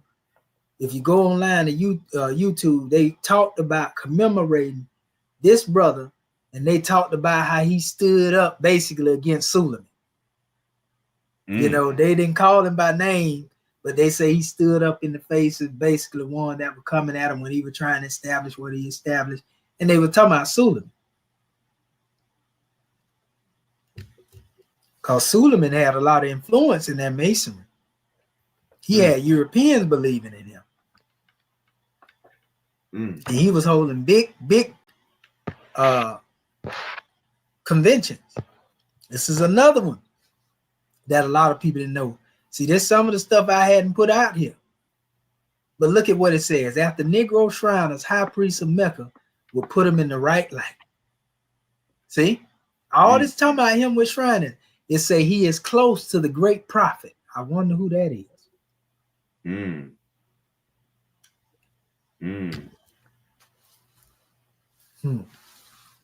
Prophet Noble Drew Ali. But anyway, it says Abdul Hamid offers a real thing in Mohammedan Masonry. See? We're going to make it plain to y'all that think he was out here teaching more science and taught the prophet. No, he was teaching Mohammedan Masonry. It say master of the Quran gets mixed in myth when asked to answer questions, pointed out questions. Now, they were getting at Suleman. Look at what they said to him, brother. It says, he wrote the world saying, I, Abdul Hamid Suleman, of the city of Khartoum. That's in the Sudan. Same place where Malachi York, the Mahdi of Sudan, Egypt, and all that history. Yeah. Sudan, Egypt, a Mohammedan by birth, master of the Quran, having pilgrimage to Mecca 3 times, and thus became an eminent high priest and head of all Masonic degrees in Mecca, Arabia, from the 1st to the 96th degree. Am now in the United States for the purpose, listen to what he say his purpose is, of establishing a rite of the ancient Arabic order of the nobles of the mystic shrine. He didn't say nothing about building no Canaanite temple, no MST of 8. You understand? Yes, sir. And this is where him and the prophet parted way because their agenda wasn't the same. He said, I, Suleman, make this proclamation that there has never been a Negro Shriner in the United States that was not bogus and infringing upon the white man right. Ain't that what the chairman wrote in the Exhuman of the Nation? The same thing. It says, until now, that I have given a Shriner's patent to Caesar R. Blake of North Carolina. So he was trying to convert Caesar R. Blake under his form of Masonry. And Caesar R. Blake refused. And that's why Masons celebrate the Jubilee Day. And they call his decision a victory. You know, that he didn't go up under what Suleman was trying to bring. Because they was too Christianized. He was trying to tell them they had to swear on the beard of Prophet Muhammad. and also that was one reason why the Prophet Noble Drew Ali had and brother what was the preacher's name? Dixon? Yep, Reverend Dixon. That's why they had conflict, because they didn't want to accept Islam. Right, they was very Christianized. They was Christianized. And that's why the prophet said Masons and preachers would fight him tooth and nail, but they can't win. They're going to be the last to accept his teaching. So now all this, it comes together when you hear them hadiths we're backed by this history. You understand now why the prophet said what he said. He says, I am here to answer all questions relative to these degrees until I return home to Mecca and enroll the names of the true Shriner. He's going to take them and put their name on the book of life in Mecca because he part of the Mecca Medina Shriners. And it says, reporter on the pilgrimage, according to the reporter for the word made a pilgrimage, the Suleman's address is North 143 West 30th Street. He found the blackest of Ethiopians sitting on the top step of the stoop, fanning himself gravely. Does Abdul Hamid Suleman live here? The reporter asked. I am the man, was answered to the first of our 4 hours of questions. Come upstairs. Right? Suleman is arranging to receive hundreds of thousands of American Negroes who call themselves Freemasons and mystic Shriners. It says, into a Mohammedan Masonry now that they were being enjoined by the white Freemasons and Shriners through the civil courts from using the copyrighted society names Title and Regalia. He referring to when they was taking the Negro Masons to court for using the symbols and the insignia of American organizations. Suleman says the white man, it says, are right in enjoining the Negroes because the Negroes have had no authentic Masonic charter. They have been merely set themselves up as Freemasons. You hear this? Mm-hmm. It says he proposes now to make them authentic by virtue of his authority as eminent high priest to grant a charter in Masonry in which he declares to be an ancient and widespread throughout the Mohammedan world. Do you hear this brother in here teaching anything about Moorish science, brother, out of Canaanite temple? No, sir. No, sir. It says, also must take the oath and pay. He would do this only if the Negroes swear the death penalty oath by the beard of the prophet, or that they will live according to the moral code of the Quran, and that they will pay to Mecca through none but Suleman a proportion of their large dues, which is now being negotiated. A Mohammedan charter is already in possession of Caesar R. Blake of North Carolina, imperial potentate of a society of Negroes, which has been going by the name of A.E., A Order of the Mystic Shrine, Ancient Egyptian Arabic Order. It will be become effective, Suleman says, as soon as the negotiations are concluded to his satisfaction, and his priestly seal is affixed to it. Suleman exhibited his correspondence with Imperial Potent Blake, and it showed without doubt that the negotiations are underway. Other doubts enter, however, with a great sweep when Suleman's answers during 4 hours of questioning concerning his Mohammedan Masonry, his credentials, the Quran, and the institutions of Arabia are compared with one another and checked up with the encyclopedia and experience of American missionaries and American consuls who have spent years in Arabia and other Mohammedan countries. High priest embarrassed. Now watch this. It says, first of all, Suleman exhibited his Mohammedan fez to the reporter. It is the one he was wearing when photographed, the photograph I showed you earlier. That is the fez I wore for 15 years as a high priest in Mecca, says Suleman. It says, but why was the word Mecca embroidered in English letters? In Mecca, they say, why was the word Mecca wrote in English letters then? That's a good question. Yeah, that's a very good question. Instead of Arabic. So, very good question. It says, well, no unbeliever is allowed instead of being embroidered in Arabic characters, as the Quran, which you first showed me.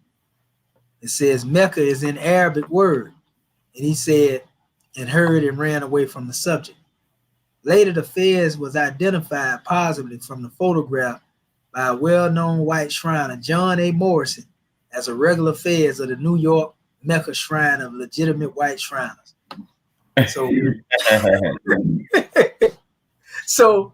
he would run around saying that he had it, but he was wearing the fez from the European order.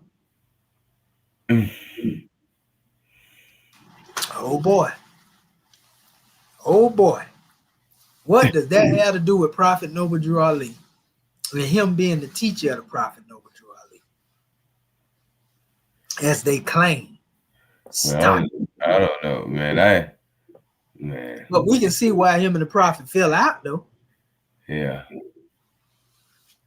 They evidently wasn't on the same page. They wasn't on the same page, bro, because he was pushing this hard, brother. Yes, sir. This is what he was doing. And it just goes on, right? But let's move on. And that's Caesar R. Blake again. You see him with his shrine of jewel on right there. Mm-hmm. You know, that's Caesar R. Blake, the The one that, you know, sees a Ramesses, Imperial Pope. So let's see here. Here's another one. Hold on. It's some extensive information in here, brother. You know, Suleman Blake says it's 77 years old, native Egyptian, quite dark. You know, this is another proposal. A lot of people don't know because I didn't put this stuff out here. You know, this is stuff I had, but didn't put it out there. Your boys would have had it in their books, trying to act like they had something. See what I'm saying? They ain't had this portion of the information. Negro shrine leader here declines Egyptian office when Caesar Blake rejected the order. See, the proposal to make Negro shrine them into original Arabic order on condition that they accept the Mohammedan religion. Members of the ancient Egyptian Arabic order, the noble of the mystic shrine, North and South America jurisdiction to which Negroes in America belong, will not accept the offer of Abdul Hamid Suleman in Khartoum in Egypt. A shriner's patent come under the jurisdiction of the Mecca Medina temple in Arabia, becoming thereby Mohammedans. An official statement to this effect was given to the news by Caesar R. Blake Jr., a 406 East First Street, Imperial Potent and Negro Shrine in America. It says, with permission also to inform Suleman through the New York World of his answer. You know, so it goes on. You know, you can go and find, well, we'll go into a lot of this later. It's a lot to be going. I'm just trying to make a point of what Suleman was teaching, opposed to what the prophet was teaching. And we don't really made that point, so I don't really have to use the hammer repetition there. But I will show you that I have more fire.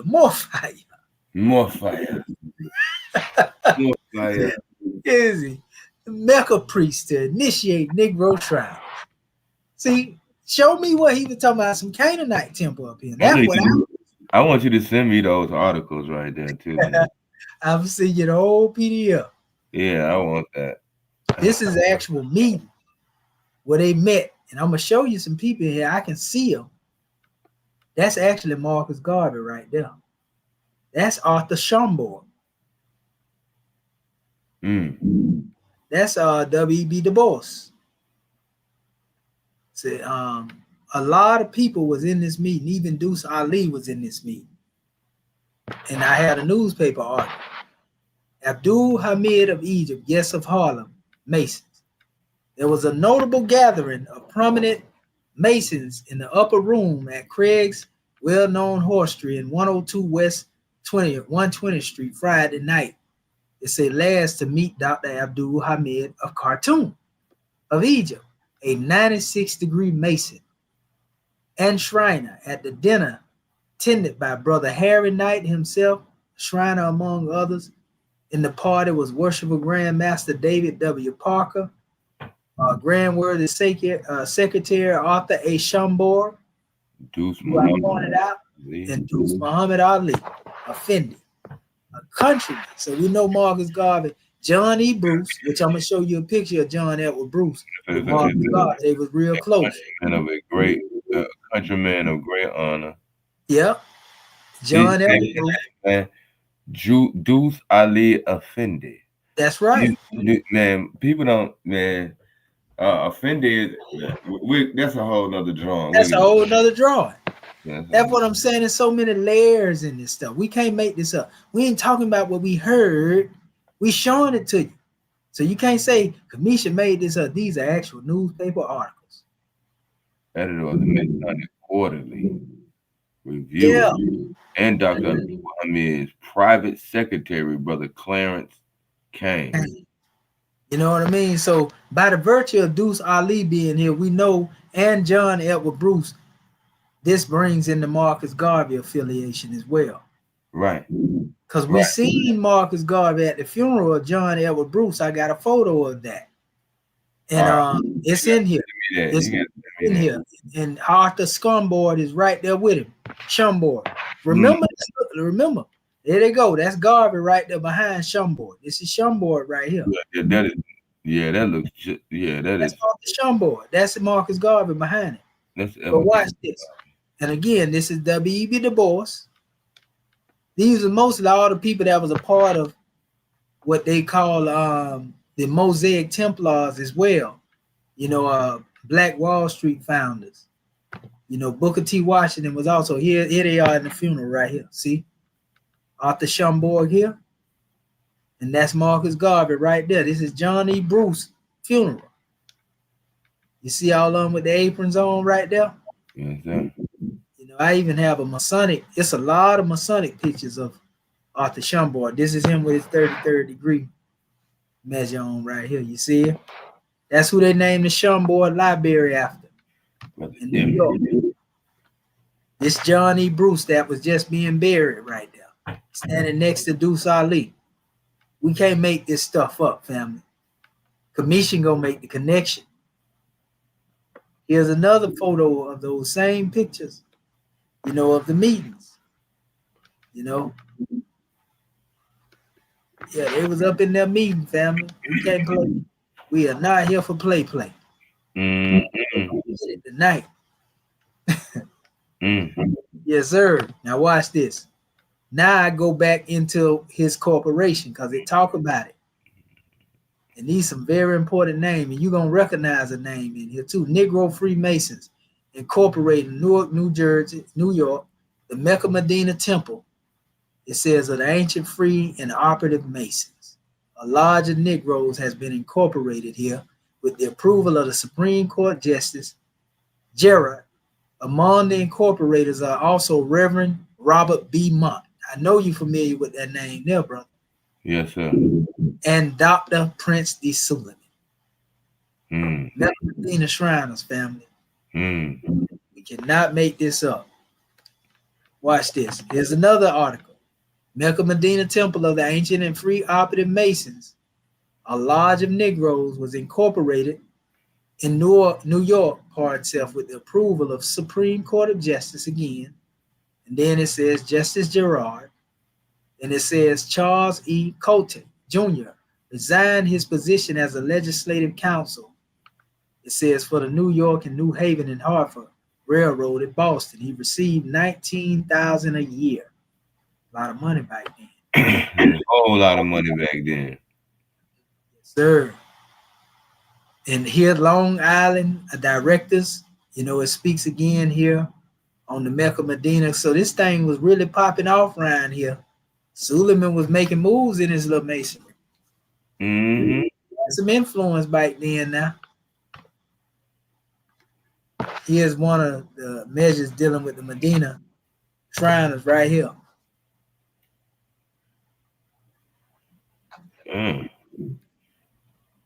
They had his babies in the shrine affairs. Oh, God, oh man. That's a whole different degree. Yeah, but you see the guard, the way he wearing his guard. Yes, sir. You know we see it with the sash too. You see it.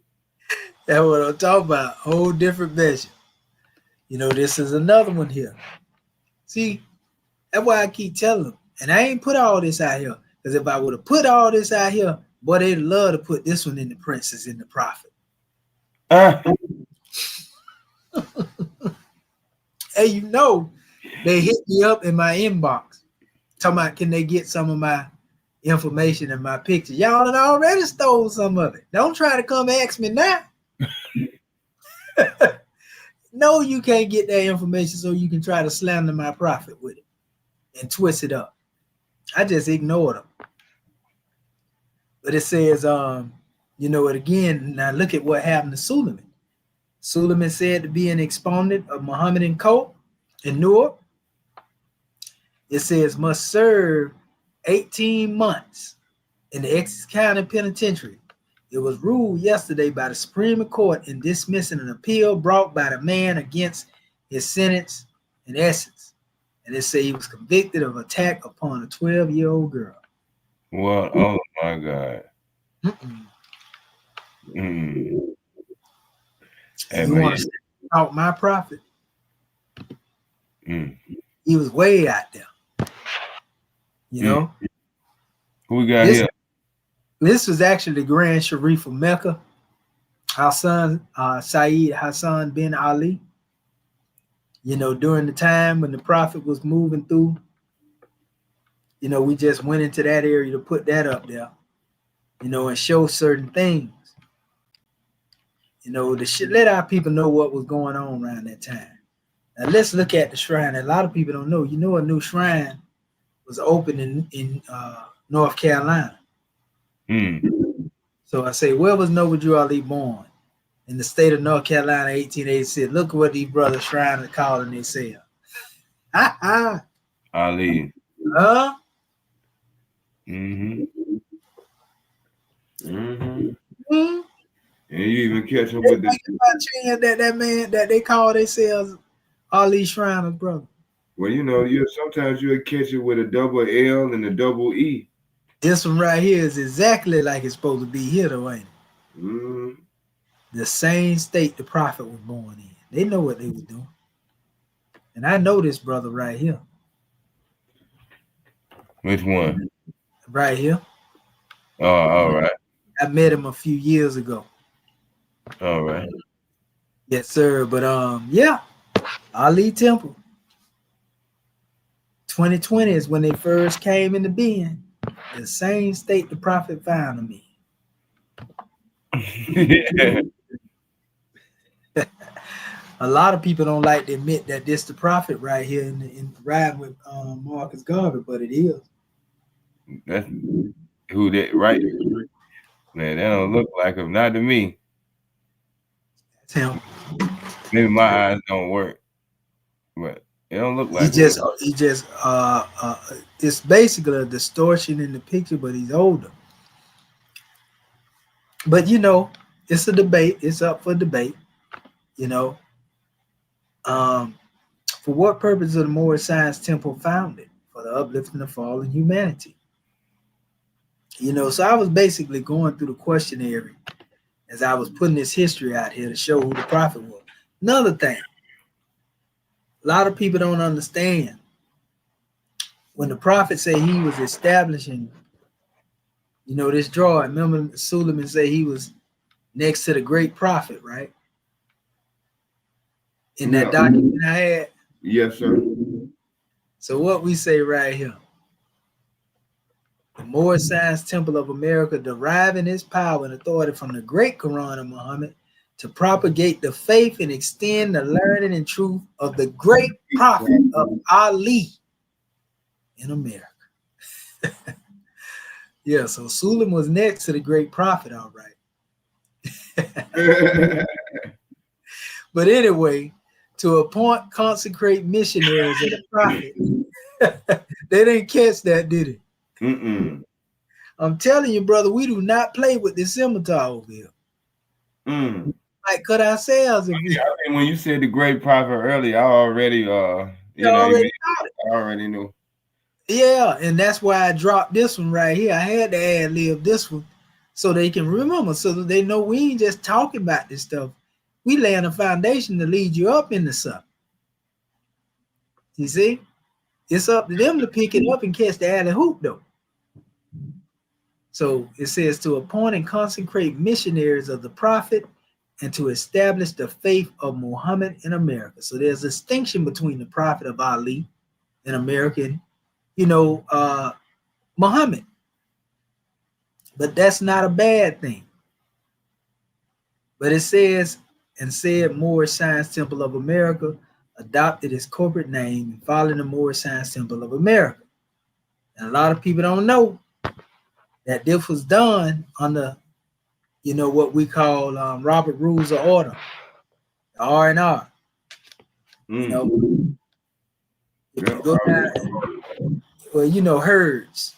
Yes, sir. You know, and when we go into this right here, chapter 32, people think that, you know, the prophet had come up with, no, herds is a thing that's created for all, and all of them actually, their setup is the same way. The Shriners is the same way. All of them were drawing off of herds. You see what I'm saying? That's why Medill say he wasn't appointing no more sheiks, he would appoint vestrymen and businessmen. You see? he was trying to basically use what was legitimized in order to try to protect the movement, but unfortunately, he had too many against him, brother. Unfortunately. You know, he was already pushed out, and it's crazy.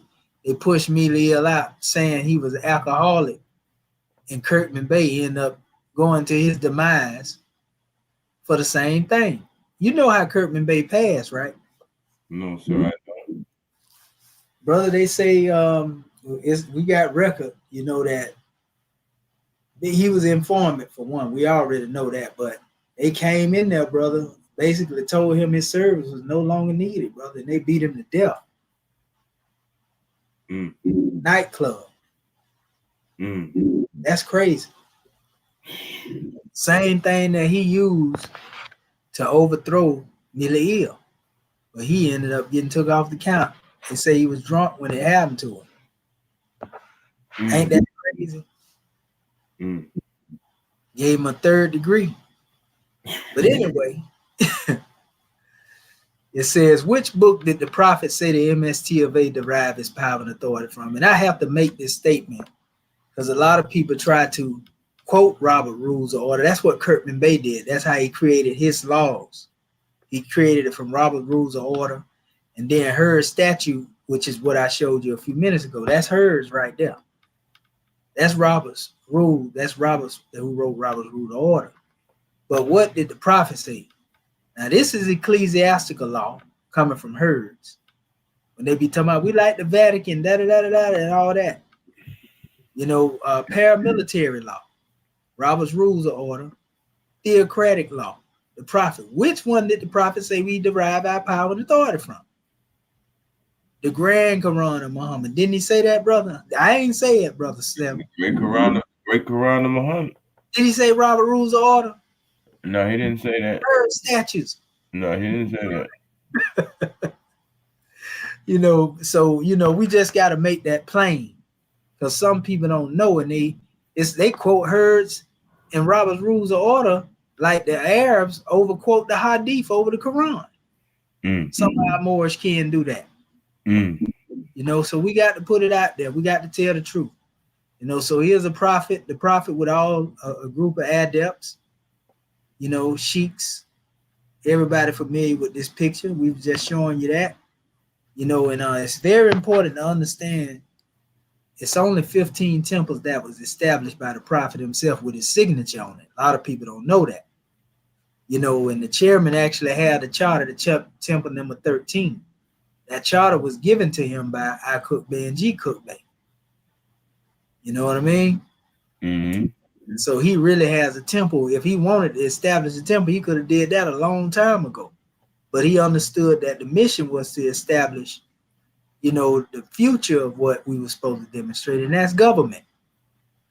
But if he would have established a temple, he would have been more legitimate than a lot of people because their temple don't have the signature of the prophet. Unfortunately, we don't say that to mock people. We just saying it to tell the truth. But that's a whole nother measure. Let us keep it moving. Me and our brother R. Neil Bay used to have that conversation all the time. Yeah, and we agreed on a lot of things. You know, so I was showing our people, you know, this spinning jump ring, you know, which really depicts that, you know, on the other side of that demonstration is scimitar and the star. But this symbol, circle 7, this is original circle 7. That's how they used to look during the time of the prophet. Right there. You know, and so that symbol, you know, was most definitely, you can see the chairman them carrying it back then in DC. You know, and he brought the symbol right back, you know, in the government. You know, so, and I was showing here, I say the seal is brought by the prophet has always had blue quadrants with a red 7. You know, the red quadrants and the red 7 was introduced later. You know, ye shall know the truth and the truth shall make you free. You know what I mean? I like to collage things and take it back to the original so our people can see it for what it was and what it is. You know what I mean? We see our brother Supreme Grand Sheik Miliel, he in the guard. Mm-hmm. We see him here, he's just in the regular feds here. Run that picture back again of Emilio in the garb. I want to see something. Yes, sir. Yep. Okay. He was clean, boy. Yes, sir. Yeah, he was clean. Yep. So we already know. Like I say, a lot of people confuse that with Shriners Guard, but we know where it really comes from. This right here was talking about basically, how they overthrow, the brother. He let him basically conduct the prophet's funeral rites, and that's how the brother took over. We honor Brother Kirkman with the papers of the prophet's credentials to show him we appreciated his service. He performed over the prophet's body while in the state, but they were not given to him to take charge of the Moorish Science Temple. See, some think this Emiliel right. Some think he should be, but that is in direct violation of the prophet's law. And if the prophet had, what it says, wanted the brother to assume authority of his temples, he would have appointed him to that post before he passed. So be very careful, dear Moors. Read your constitutions, and basically your Holy Quran, your divine constitution, questionnaire, and govern accordingly. Be governed accordingly. It said, go back to the back of your questionnaire and you will find the lineup of officials. That's what I just showed you. In order by the will of the prophet himself. The people who was on the original affidavit. That's what Brother Miliel was trying to tell the people during that time. We just putting the history out here. We ain't trying to attack nobody. Yeah. Just showing our people what the letter say. Don't get mad at us and think we trying to attack you, brothers. So, we got to show our people this history in order to get up out of, the division and the conflict. They need to know what happened. So, it says, look on the back of the questionnaire, you're finding the lineup officials in the order by the will of the prophet himself in any other way and means of a failure for you. He says, I am endeavoring to get to this. He says, understanding, he says, here are the betterment of all, for the betterment of all, and in honor of our prophet, the glory of our God Allah, if you respect the judgment of Drew Ali and his divine doctrine, I am perfectly satisfied. Let us learn to obey whatever the cost may be, and victory is on your side. The prophet told me, dear Muslims, I have put my law in your hand and my word in your mouth. And you are the one to tell them that what to do. He said, and they are to obey. Mm-hmm. He also said, tell them my law and hold up me before them. If, he said, you will uphold me before them, I will draw all men unto me. And it says, I hope you will read this before your body. It looked like it says in something, I have nothing to hide, because I have nothing to hide or to be ashamed of, because I know Allah and his prophet are with me, and they have proven it. It says to the past. It's true, not present will be in the future.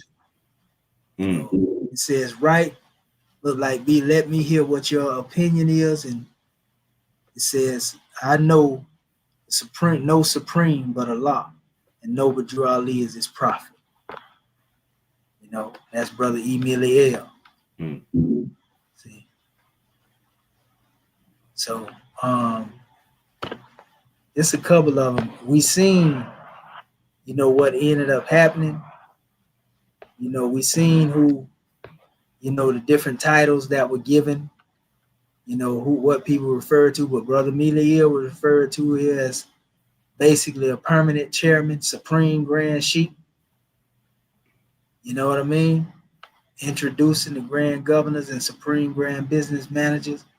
You know, Brother Mila. So he was known as Supreme Grand Sheik. Everybody know that. You know, they tried to kill Brother Crummy Bay while the Prophet was alive. They bombed the temple. People don't even know that. You know, so it was already, they was acting crazy. You know, so yeah, it was a lot of stuff. I got a lot in here dealing with that. We want to go a little further because we want to bring this down to closing and get ready to open it up for our brothers. So much. I showed y'all this last week where Kirkman Bay actually has on the Allah Shriners Fairs there. They go them three that oppose the Prophet. Your boy called him out, Sheikh Ibn Fasal, Sadi Majid, and your boy Lomax Bay. They was all in conjunction with each other, brother. That's why he tried to set up the Muhammadan temple when they called the Prophet and told him that he had another organization. Remember that in Detroit? When the Prophet went to sit him down? And he said he wasn't sending no more money to Chicago? Leading the group now? Yes, sir. So I showed, you know, this is actually from Malachi York's book, basically proclaiming, you know, who his teacher was, which is one of the three. I don't want to call them three ruffians. It's good, though. Jubilo, Jubellum, and Jubilon. Yeah, they struck the master builder, man. Okay, so here are the letters. And this is actually out of an excerpt of the fatwa, you know, and this is a letter of Elijah Muhammad. Go ahead. Yeah, go ahead. It's him writing Sadi Majid. Remember, Brother Lomax Bay went over to Turkey and he started calling himself Muhammad El-Zadin. But you see, Elijah said it in the form of S-El-Din. He was writing them because when Suleman went back to Egypt, he couldn't come back to the United States either, remember? Right. The sheikhs told him who was he to try to represent, you know, Islam. He wasn't qualified. So he couldn't even come back to the United States. And by that time, you know, Brother Lomax Bay, a.k.a. Muhammad El-Zadin, was a tour guide in Egypt. So Elijah was writing to them. This is a portion, this in the fatwa where they mention this. Kind Father, I'm writing to you in regards. It says to my health, also the family, I guess sick. He said, we have forgotten you, but we still have you in mind. He said, speak of you so often. Also, Mr. Muhammad El-Zadin. He talking about Lomax. He called him S-El-Din. You know, how it sound, but it's really El-Zadin. It says, we have been looking for to get a letter from you, giving us some information about the convention that was held over there. So they asked him about a convention that was supposed to be held in Egypt. I wonder, was he referring to them getting together to get the fatwa against the Prophet? Because when Suleman tried to do that, he got that fatwa he was trying to do like 3 months before the Prophet passed on. You know, when the Arabs try to get a fatwa on you so that they can have a reason to stuff you out, so to speak. You know what I mean? That's what a fatwa really is. It's a rule. As Farrakhan called it, a death thing. But anyway, it says, you and Mr. El-Zadin, it's a promise to let us know the outcome of the convention. I did not basically have a chance to visit Cleveland and New York branches owing to the fact money is so very scarce in the country. It is very difficult to travel. Nevertheless, I will make special effort to visit them this spring. The Muslims in Pittsburgh are still pushing forward. We desire good wishes and prayers of the Muslims over there. This is Elijah Muhammad now. And this is another one where he wrote. Right here. It says, respectable father, Sheikh of Islam of America, Reverend Majid Muhammad, Sadi Majid. Hey, sir, honorable sir, pardon self. We, your children of the Muslim faith, write you these few lines to inform you that, We are well and are doing well. Go ahead, brother. Whoa. Start that over again. Yes, sir. He said, we, your children of the Muslim faith. Your children. Hey, yeah. Watch this. He said, he write these few lines to inform you that we are well and are doing very well at the time present. Our membership is still increasing. Also, you will find enclosed the letter which we were supposed to send you tonight. And he actually write him like he used to write Master Farad Muhammad. We are mailing you 12 letters. It says, which we are to make out and send to you, thanking you for the many kind words that you spoke to us when you were in our presence. We also pray for your success in your long journey. I will close by saying this: God be with you. Yours truly, Elijah Muhammad. So he was in communication, with Saudi Majid. This is after Lomax Bey fled with the money he claimed the prophet had embezzled when he fled to Turkey and went into Egypt. And it ain't strange that when Lomax Bey came back to America, that Elijah was sending Muslims to study up under him,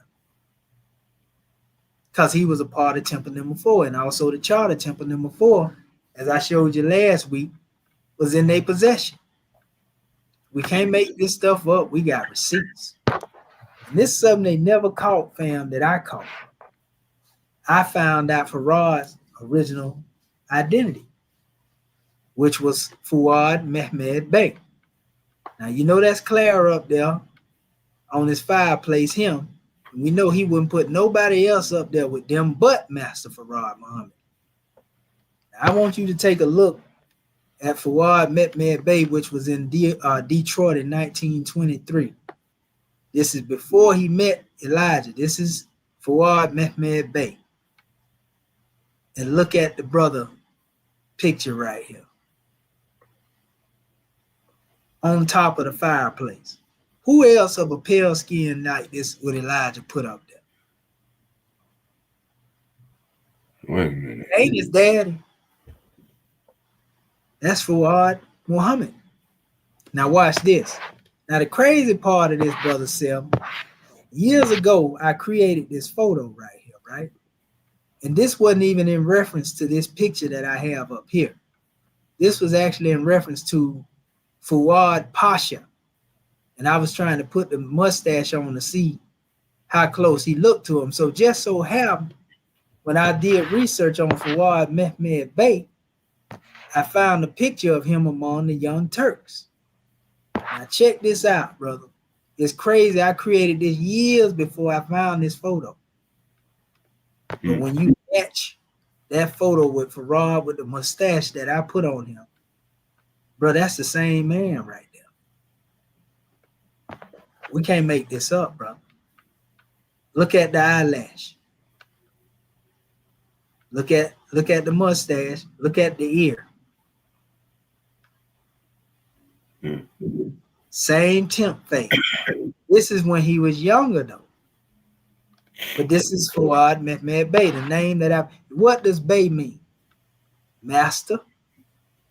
So if you were to place the Muhammad, the Bey in front of Farad, you have Master Farad Muhammad. Mehmed is another way of saying Muhammad.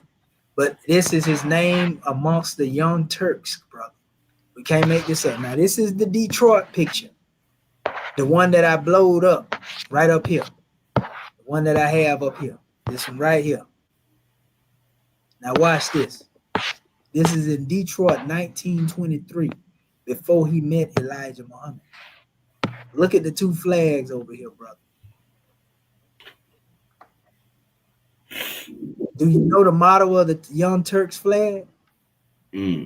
Freedom, justice, equality. Allah. So in the NOI, what's the motto? Freedom, justice, equality, Islam. They also have one freedom, justice, equality unit, but that's my man Bey right there in Detroit before he met Muhammad, good brother, Elijah Muhammad. See what it said down there, 1923? And all of these are mostly Arabs that, Syrians and so forth and so on. Mm. You see them with their little badges on, like how the MST of A and us, where you see all that stuff there. Mm-hmm. That's years before Elijah. Look at how they flying the flag again now. This is in Detroit. Yeah. Crescent over here, an American flag over here. We can't make this up. So, going on, the why it is necessary for us to bring this up, good brother. Because we making all the ties. Remember, I was just telling you the meaning of the flag? Yes, sir. Now, look right here. This was Fuad Pasha, why I put that mustache on that other picture. That's Master Farad Muhammad when they was questioning him in Detroit after the sacrifice of the Moorish brother on the altar, that because he was still trying to teach the teaching of the prophet. He was killed by that brother named Kareem. They put him in a crazy house. But this is actually that flag I was telling you about. The freedom, justice, equality, and Allah. That the Young Turks demonstrate. See the way the crescent is? Uh-huh. Now look at this brother over here. Word. From a side view. And look at Farad Muhammad here. Younger pictures. And then I showed the connection of who Farad Muhammad really is. Because he used the term Wali Farad Muhammad Ali. Wali Muhammad was the founder of the Egyptian dynasty, coming from a Turkish Pasha background, 1805 to 1867. So he's referring to dynasties, and the symbolism in the dynasties, good brother Seven, lets you know his affiliation by bloodline. So the name Wali Farad and Muhammad Ali show you exactly who he is. Hence, one of the aliases used by Master Farad Muhammad was Wali Farad Muhammad Ali. Master Malachi talked about that. He was hinting at his true lineage and his flag of his father's descent line. That's why you see freedom, justice, and equality in the flag here, and you see it up here in the flag of the Young Turks. We can't make this up. This is Fuad Pasha when he was young. Prince Fuad Pasha. That's what made me go to digging this stuff up, bro. We can't make this up. And that's him from a young seed all the way up to here. We even got the rings, with the freedom, justice, equality, Allah. That's a scimitar ring right there. You know what I mean? We can't make this stuff up. So the connections are uncanny. So we have a picture here with Elijah Muhammad standing. This in the 1928 convention. That's Elijah Muhammad. We showed you this last week. That's Farad Muhammad right there. And the prophet is up front, almost in a line of succession. Prophet out front, Farad, then Elijah. So, and I have it here, to show you what I'm talking about. The other night I was trying to blow it up so you can see the image better. The picture here. I was trying to blow that up so you can see. See, Elijah, the only one ain't got a fez or a headdress on right there. And then this is the prophet. That's Master Farad Muhammad. And that's Elijah behind it. You see? Like, come on, bro. We can't make this up. And then they go to membership roll book with the prophet's signature on it. July the 3rd, 1928. And in this signature, the signature, you see Robert Poole Bay, Clara Poole Bay, and John Poole Bay. You know what I mean? You see David Ford L. Notice it say Adept, 25. See there? We can't, come on, man. Then I had the FBI records here that are talking about the same thing. We're trying to dispel all these myths. They talking about Kirkman Bay and all of that, the MST of A. Then it says down here, In this connection, it should be noted that the Walid Farad was Wallace Farad Muhammad. Ali, living in Detroit, Michigan, from July the 1930 to 1934, during the time which he was instrumental in founding the Nation of Islam. Like, we cannot make this stuff up. So I'm removing all doubt. It says, report dated 1930, 1950. 1930, a man calling himself W.D. Ford took over the group of Negroes, which had been organized by another Negro named Noble Drew Ali. This is an investigation now. W.D. Farad is reported to be the organizer of both the NOI organization, it says, and an organization known as Development of Our Own, which was actually in connection to the Japanese. But that's a whole nother history. That's why the history that Elijah gave, he talked about it. And this is the Allah Temple of Islam. That's Farad Muhammad, Elijah Muhammad's brother, that went against him. The Allah Temple split three ways.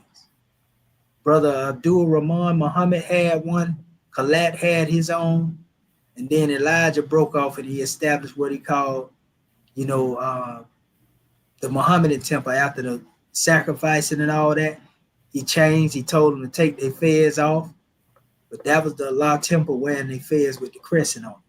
You see what I'm saying? We can't make this stuff up.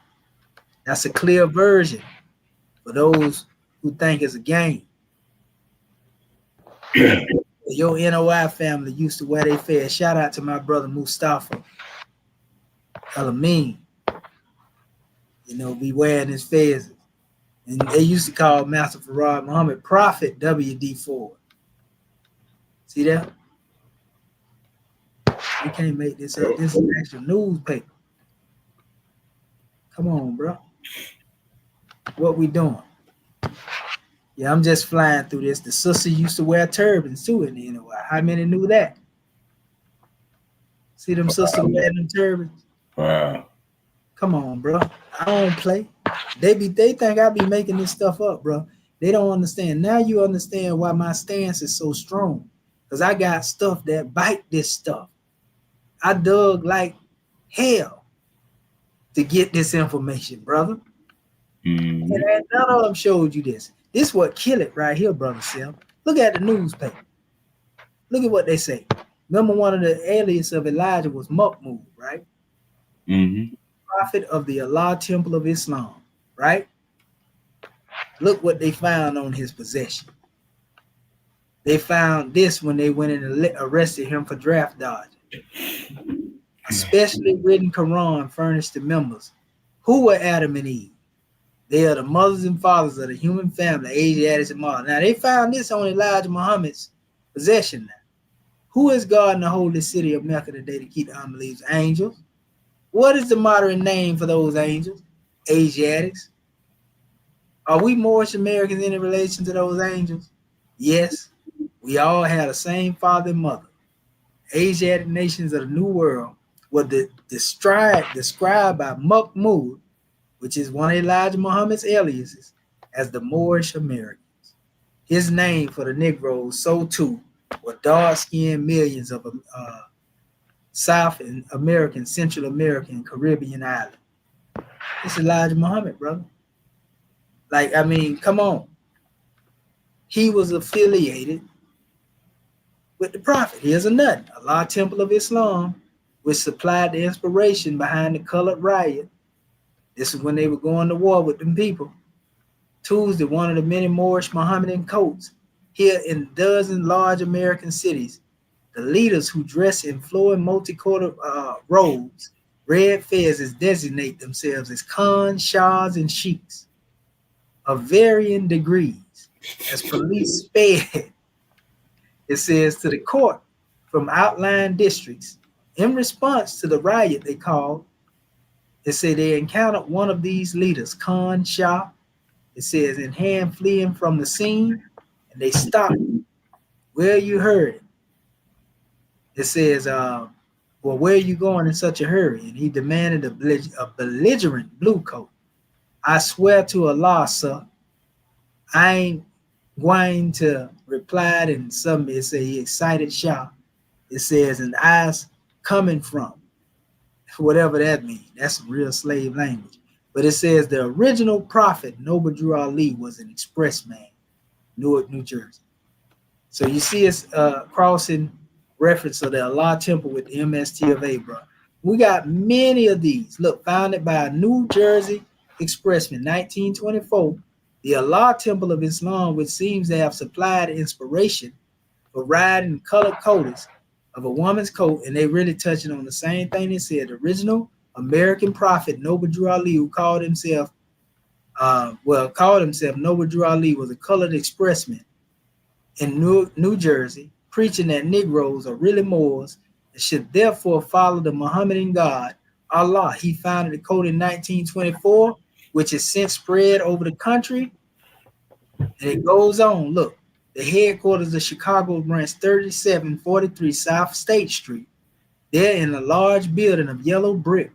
It displays several posters with the Turkish star and crescent, such mottos as freedom, equality, justice, and Islam. Didn't I tell you that was the flag of the Young Turks? Come on, bro. You know, so it went on. And again, you know, they made the statement up here, you know, talking about Elijah and Farad. And, you know, they again showed their connection, you know, the Allah Temple to the prophet. Again, like we can't make this stuff up. You know what I mean? It just goes on and on and on. Same thing right here. You know, they gave a different name, Sultan Muhammad, you know, Elijah Muhammad, National Leader Kareem, Allah Temple. This is talking about that. We can also, everybody know this picture with Elijah with his fez on. We see the brother Ugan Ali, who was the first national secretary. Who was his father? When his father was Ugan Ali, his father's name? Ugan Ali's father? Yeah. I never looked up Ugan Ali's father, but he is somebody I remember. No, I think his father was a member of the temple. Yeah, that's what I'm saying. Yeah. Yeah. Probably like your boy was. I think his first name was Eugene. Eugene. Was it Lovett? That would make sense. I think it was Eugene Lovett. Eugene Lovett L. Yeah. I love it, Bay. I think I remember that name. That sound, but I know what his name father was of the temple too. Yusuf Shah. Yusuf Shah father, yeah. Yusuf Shah, brother. Yusuf Shah father was a part of the temple. Used to be Yusuf. Yeah, his name was his father's name was Graphite L. Graphite L. That's right. Graphite L. Joseph Graphite L. is Yusuf's original name before he became Muslim. Now this is actually coming out of the book Our Savior Has Arrived. Some say the theology of time, depending on which theology of time you're talking about, because there were two different versions of it. This was Elijah Muhammad. For those who always say he never been to the temple affiliated, he tell you in the book, he say, I was welcome to come into the temple of Islam. He said, wherever he's teaching, he talking about the Allah Temple of Islam, right? Just like anyone else, but I could not say anything. He talking about when Farad used to teach. He said, I went and sat down and listened to him like any other visitor. And when I went back to my room, he said some of his followers came and they learned where I was rooming. But he went into talking about how basically Farad Muhammad told him, you know, that he can go ahead and teach them. You know, when he said he met the sheiks and all that there. So he was among them. And this is the key right here. He said, Allah told me to go ahead and teach them whatever they would like that I teach them. So this is Master Farad Muhammad telling him to teach the Moors. It say, and I must say that I had a lot of experience among different groups of people, not only trying to teach Islam, but other teachings also. I wonder what he was teaching. I would go around to see what was going on And I learned a lot about our people in those days. They didn't know who I was. I would tell them my name was this or my name was that. So this is why, NOI family, y'all don't know that Elijah was right there among the Moors. He telling you right here that he went among them with aliases. They didn't know who he was. You see, he said he carried a little notebook around with him. So when he reached the city, he would remember what he told him his name was. Hey, now you understand what I'm saying, Brother Self. I knew that. I knew it about that little black book he wrote all them names in. Yeah, but you see him, he told him that. You know, this is also a book he wrote, The Secrets of Freemasonry. You know, he went into that, you know, talking about, you know, before the coming of Allah, Islam was sold to the Negroes in a secret order of society called Masons. This order is made up of 33 degrees. It is sold by degrees. If a member is eligible and able to pay for all the degrees, he may do so. But only those who take the 33rd are called Muslim Shriners. You know, so he says, though real Islam is not practicing this secret order, it is made a farce. The first 3 degrees are the base of the whole, and they are full of significance pertaining to the robbery and murder of a valuable member of a significant temple and a friend of the wisest king that ever lived. You know what I mean? Mm-hmm. So, yeah, you see your boy Farrakhan up there. You know, he got, you know, that's your boy, what's the name of that order? John Jones Mason. You see it. Mm-hmm. See John G. Jones of Chicago, 33rd degree. Mm-hmm. Farrakhan was holding up. Why? Mm-hmm. That's the order that he a part of. Huh? Who that sitting right there in that chair, bro? That brother Farrakhan. You ain't never seen him like that, have you? Yeah, I seen those pictures, brother Farrakhan. Yeah, and you see that's the 96 right? With them degrees. Yeah, that's the 96 right of Memphis, Miss Ryan. Mm-hmm. Yeah, so weird. Yeah, that's what that is. Yes, you know, these are the last little ones here. You know, I'm showing you. You know, there's different stuff right here. You see them clasping over there. Mm-hmm. Pressing flesh. So I said here, because, you know, that's why I fell out with our brother with that Dianetics demonstration. You know, I said, what makes our NOI family feel there's overlap between these two men? Because that's what Farrakhan said. He believed there was overlap between L. Ron Hubbard and your boy. And if you read some of the books that L. Ron Hubbard had going around, I can see some of the stuff in there. In their theology, he talked about the 76 trillion years and all that in one of his books. You know, I say also, did the Honorable Elijah Muhammad envision Dianetics or self-government the solution for our people? You know, I closed right there. But I was showing different overlapping and all of this right here because there's some overlapping between everybody from what I'm seeing. Yeah, me too. That's what my research teaches me too. Yeah, you know, and the thing is, we know who Prophet Noble Drew Ali is now. You know, we're going to move forward and get a little deeper than this, you know, but it's important that we remove all the cobwebs of confusion, you know, and the mythology and the mythos that they done come up with concerning our prophet, brother. You know, so what I'm going to do, you know, remember this title of this drawing, who is the founder of the Moorish Science Temple of America here? And we showed you certain things in here, you know, and showed you how what we have come from us. Didn't come from Suleman, didn't come from no Shriner, didn't come from no Masonry. You know what I mean? None of that. You know, nothing wrong with what they talking about, but we're saying what the prophet taught was totally different. And that's all we're trying to establish. And he was the Egyptian adept, just like we say he was. Yes, sir. Big facts. Big facts. Stop trying to take his Hajj from it and honor your God, especially you Moors that's out here that don't want to believe he made the journey. You just wasn't given the high name, brother, nor the history. But ain't nothing wrong with that. But don't mock something or buck against it because you don't know it. Don't be arrogant in your ignorance.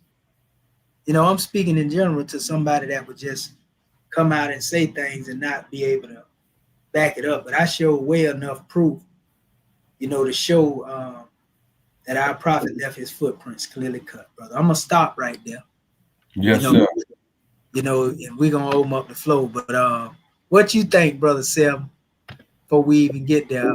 Man, what I can say is, like I said before, one thing I'm gonna always do here on Let's Think Podcast is open the floor and give a platform for all my good brothers. First, what I do is judge the character, number one, before any I do my investigations. And brother, you're a good brother. I don't press your flesh. I know that you're sincere about what you demonstrate. And even though I may not share in all of the views, I'm gonna always give you the floor. And you have a home here on Let's Think Podcast to demonstrate your measure. As I said earlier, we don't all have to agree. That's not that, that's not the something that's what I say is necessary on every point. However, your presentation was very much full of information that would paint the picture for you. You know what I'm saying? And it got me ready to go in my research bag. You know what I'm saying? So I enjoyed the presentation. I truly did. And I'm pretty sure everyone who was watching it, who was still here, enjoyed it as well because they still here. And then, it's gonna be something that's gonna come and they're gonna stay here just to find something to disagree with. But we know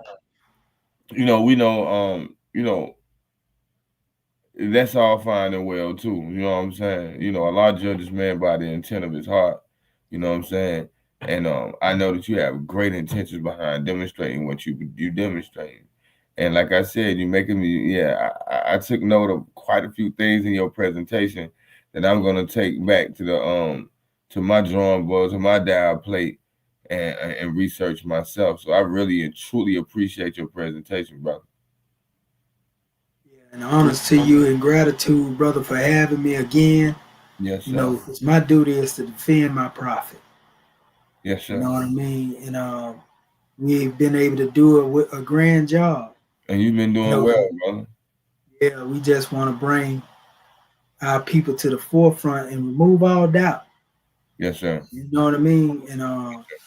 And we have brought a lot of respect back to the name of the Moors, like we say on other platforms.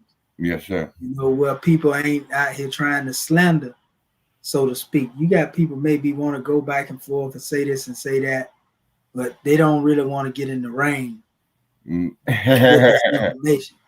They already know what's going on. This is scratching the surface right here, brother. I'm telling you, I'm like the well of Zim. Hey, brother, that's why I'm going to dry. That's why Friday gonna be your day.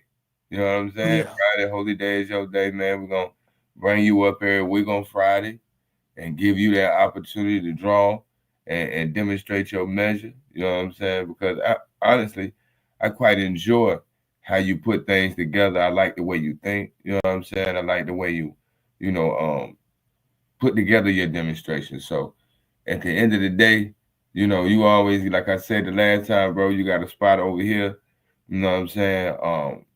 And we're gonna continue to push forward, brother, because one thing for sure and two things for certain that me and you agree on is Allah is the greatest, and Noble Drew Ali is his prophet, and Marcus Mosiah Garvey is his forerunner. So that's where we stand. You know what I'm saying? And like I said, bro, I need that presentation too. Yeah, you need to send that to me so I can dig into that. Oh yeah, we got to get that to you. Yeah, bro. And I got so much to study. I got to sit down somewhere in the next couple of days and just shut my whole day down, shut a couple days down, just getting into all the information I need to brush up on. You know what I mean? And yeah, man, I appreciate you coming on to the show, bringing your wisdom, sacrificing your time, to come on the show and sacrifice and feed and give out of what Allah has provided for you, brother. And that's one of the most noble and honorable things you can do in the eyes of Allah. Sir. Yes, sir. Yes, sir. Well, brother. You know it's grand respect for you, brother. Yes, sir. Yes, sir. Can't wait till we get back in each other's presence, man. Yeah, most definitely. It's coming too, brother. Yeah, man. I'm getting ready to start moving throughout the highways and the byways. Oh yeah, man. Come to North Carolina, brother. Come link up with your brother. Come link up with your brother, man. Yeah. Come link up with your brother, man. We can get some things done around here, man. And I got brother, yeah, come rock with your brother, man. I know, bro, just like I know it's much work to be done in the Florida area, it's much work to be done here. So I think we need to start, assisting each other the way we're working together. But I'm gonna tell you one thing before we get out of here, is that the state of affairs going on in this day and time right here, especially with Mr. Trump. I'm gonna say this, man. What it's gonna do? Drop the T. It's going to force all of us. Mr. Rump. Oh yeah, that's what it is. It's gonna force us all. So at the same time, I'm glad because it's gonna force us Moorish Americans, him and our Moorish America, to do what it is that we must do to stand up and be self-sufficient, upright, independent, and fearless. So yes, sir. The time is now. It's adversity that brings out the best in man. You know what I'm saying? Right, struggle be a character. Yes, sir. Without a foe, a soldier never know his strength. So, we finna see where the soldiers at, and we definitely gonna see where the eavesdroppers, cowards at. So, hey man, it's hey, we here, man. So, bro, it's late. We're gonna shut down. Like I said again, I just want to give my honors and my gratitude to you, brother, man. For just taking up taking your time out and agreeing to do this and to support everybody who viewing the video.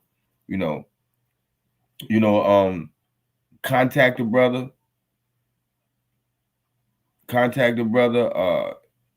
He has a lot to offer. You know what I'm saying? And support the brother. I'm here to support the brother. We're here to support each other.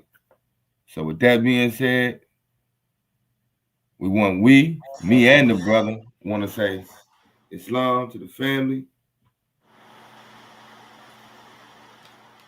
Islamism without the schism. Peace. Peace.